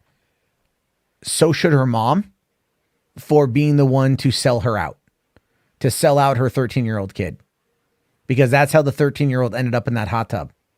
You know what I mean? So it's no, I get what you're saying. So it's like, why not go and why not sue your parents? Where's your fucking parents in that thing? Oh, your parents that got $150,000. And this guy is like, look, he's what it is it's I think it's something to do maybe with like imposter syndrome or whatever. Obviously, whoever this lawyer is, in my opinion, came over to him and it was just like, hey man, you wanna try to make a couple $1,000,000? Yeah, it's like, I can guarantee you'll get all this money. Look, all the money you could make if we push forward with this. If anything, it's going to be the publicity of the suit. Right? Yeah. Now this guy's name, I didn't know the fuck this guy is.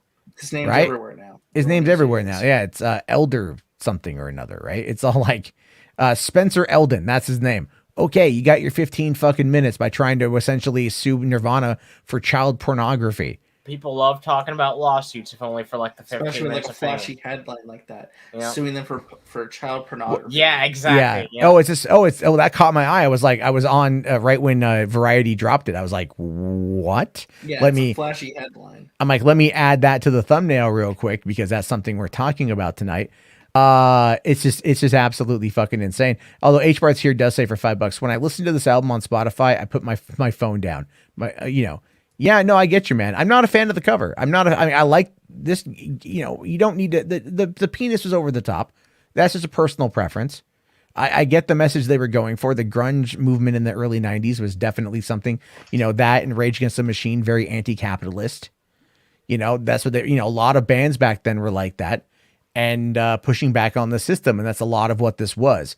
it was edgy to get your attention, and it worked. But 30 years later, what, you're upset that Dave Grohl didn't return your fucking phone call? Is that what it boils down to here?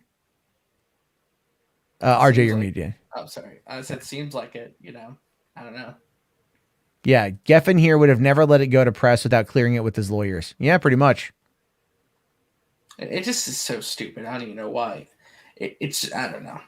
To me, it seems like one of those lawsuits that like some lower level dudes like, okay, let me get my name out there, make some quick cash, and get the hell out. You know, even doesn't work out for me. I get the publicity.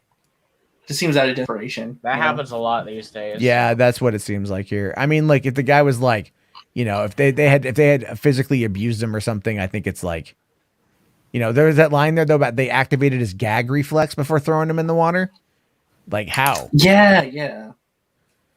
That was a little weird. I don't quite know on that one yet. But anyway, I mean, like that whole thing is like the lawsuit comes across as frivolous as all hell. I'm waiting to see what I have to look to see what Law Twitter says about it tomorrow, because Law Twitter is definitely going to be diving into it. Again, like even looking at the Vic Mignogna thing from a couple years ago, reading Law Twitter's response to it was one of the funniest things ever.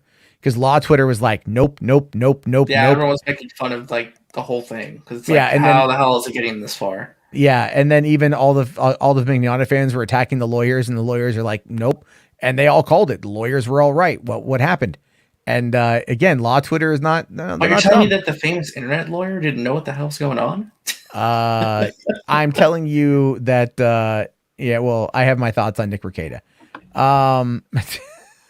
Yeah. All right. Oh, did I miss a super you did, yeah. Oh, right. Asking here what headset you used. Sorry, I did. It's a Steel Series 7P. It's the PS5 one. So, is that the one you always use? Yeah. Sounds different tonight. I'm not sure why. It sounds a little different. Like it's a lot more echoey than usual. Maybe it's not the right fucking settings. I don't know. Maybe it could be a settings thing. Because we've had that problem before with your headset. So I don't know. That's all I've seen. Anyway, all right. So because we're coming three fucking hours and 5 minutes. We're gonna wrap this up. Well, we're gonna watch this Daily Warhammer as asked by our buddy. Yeah. Because the other one was 8 minutes. Like that was just too long. But this one's pretty good. All right, so the sodas ones do really well. Let's see how this one goes.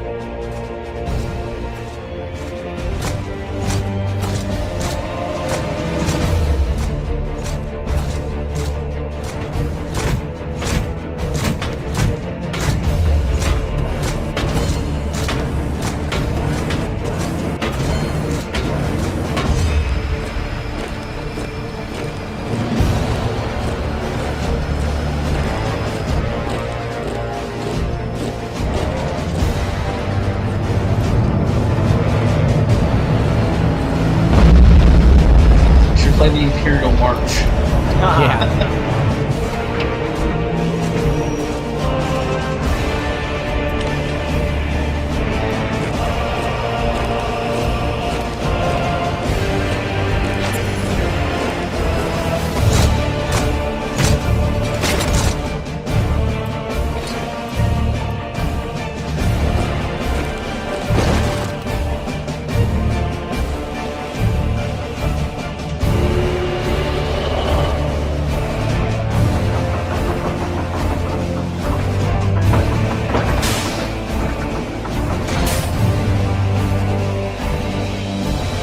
Very Starship Troopers feeling. Yeah, I feel totally like see that. I feel like Warhammer is like the most testosterone-filled band in the universe by far. Oh yeah. It's just a bunch of like fucking muscular dudes and a bunch of badasses just fucking doing it. Sometimes that's all you need, you know?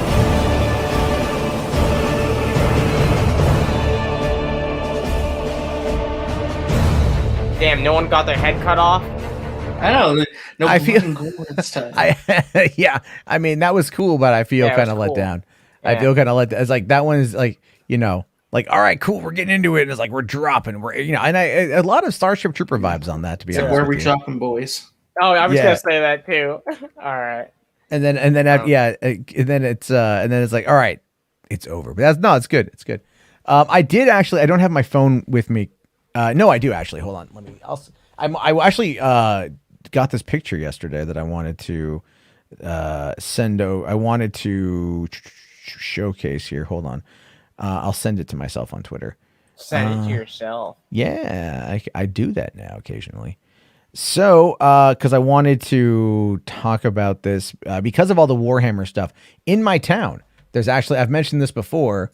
There is actually a Warhammer store, Oh wow. Oh, A whole cool. store. and so I was out yesterday getting dinner, and I happened to drive by it, and I was like, oh yeah, you know, I've talked about it before, but I haven't shown it, and they're actually only open like a couple out, like 4 to 6 p.m.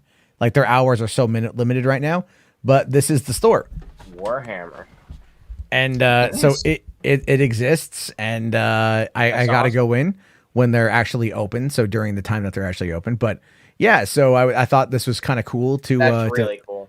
to check out. This is like this is in a town of like 25,000 people, so it's in a really small area. You know, I mean, you know, Command Unit keeps talking about how popular it is, so that's definitely something there. But yeah, on that note, I think I'm gonna call it because I'm dead. Oh, fucking. can I just plug my thing one more Yeah, time? yeah. Oh yeah, definitely plug. Yeah, hold All on. I got the thumbnail here. Okay, so yeah, if every single one of you could, I'm gonna post the link in the chat. If you guys could go check out, I put out the first like Hollywood After Dark clip. If this does well, I'm gonna start doing more so Matt can put them on his channels and shit like that. But go give that a like. Go check out that video. It helps me out a whole lot. Every single one of you. I really appreciate you guys watching this. And if you like what I contribute to the show, then you'll definitely like that video. I think I did a really good job on the clip. And thank you for having me. It's Yeah, always thank great. you. That was a lot of fun last night. The Definitely. constant like what? Whoa. Yeah, everyone is doing. I feel like everyone is doing really well off of No Way Home coverage. But like me, my reaction got shit. But I also rushed it out there, and that's totally fine. I'm not a big reaction person fan, but I enjoyed doing the breakdown last night. Yeah, And I was like, great. I was shocked because I did the story behind the No Way Home link. That video blew up. I got like Oh, yeah. 4,200 views, and I jumped like 50 subs. It was crazy. That's I awesome. covered the story because this is the thing. I got to start clipping out those long PowerPoint presentations and doing that as their own video. But like, it's all good. It's all good. So it's definitely going to be a lot of fun going forward. I can't wait to see the movie as well as everything else coming out. So I'm going to try to take tomorrow off, but if big news drops, I'll probably be on. Well, I was just gonna say, Matt's gonna be like, I'm I'll taking be- the night off because I ain't doing shit, and then it's gonna like the biggest story possible breaks. Like, God damn it, I gotta get up, Probably. get up Yeah. out of bed. No, realistically speaking, the answer to that is probably like, and that's the sad thing. But as I do appreciate everyone coming on in. If you guys haven't already, there's still 58 of you guys in here. If you haven't smashed a like yet, get us to 50 like. We only need 11. Miss Minutes here demands it. She'll cap a bitch. Miss me. Anyway, and then I'm gonna be working on the Super Mario Brothers Podio commentary, getting that thing hopefully out tomorrow. The script is almost done, and then I have to, do all that. It's an interesting story, by the way, very interesting story about why that movie went to shit. And but all right, everyone, we'll talk to you guys later. Have yourself a great night. Thank you again, and peace the hell out.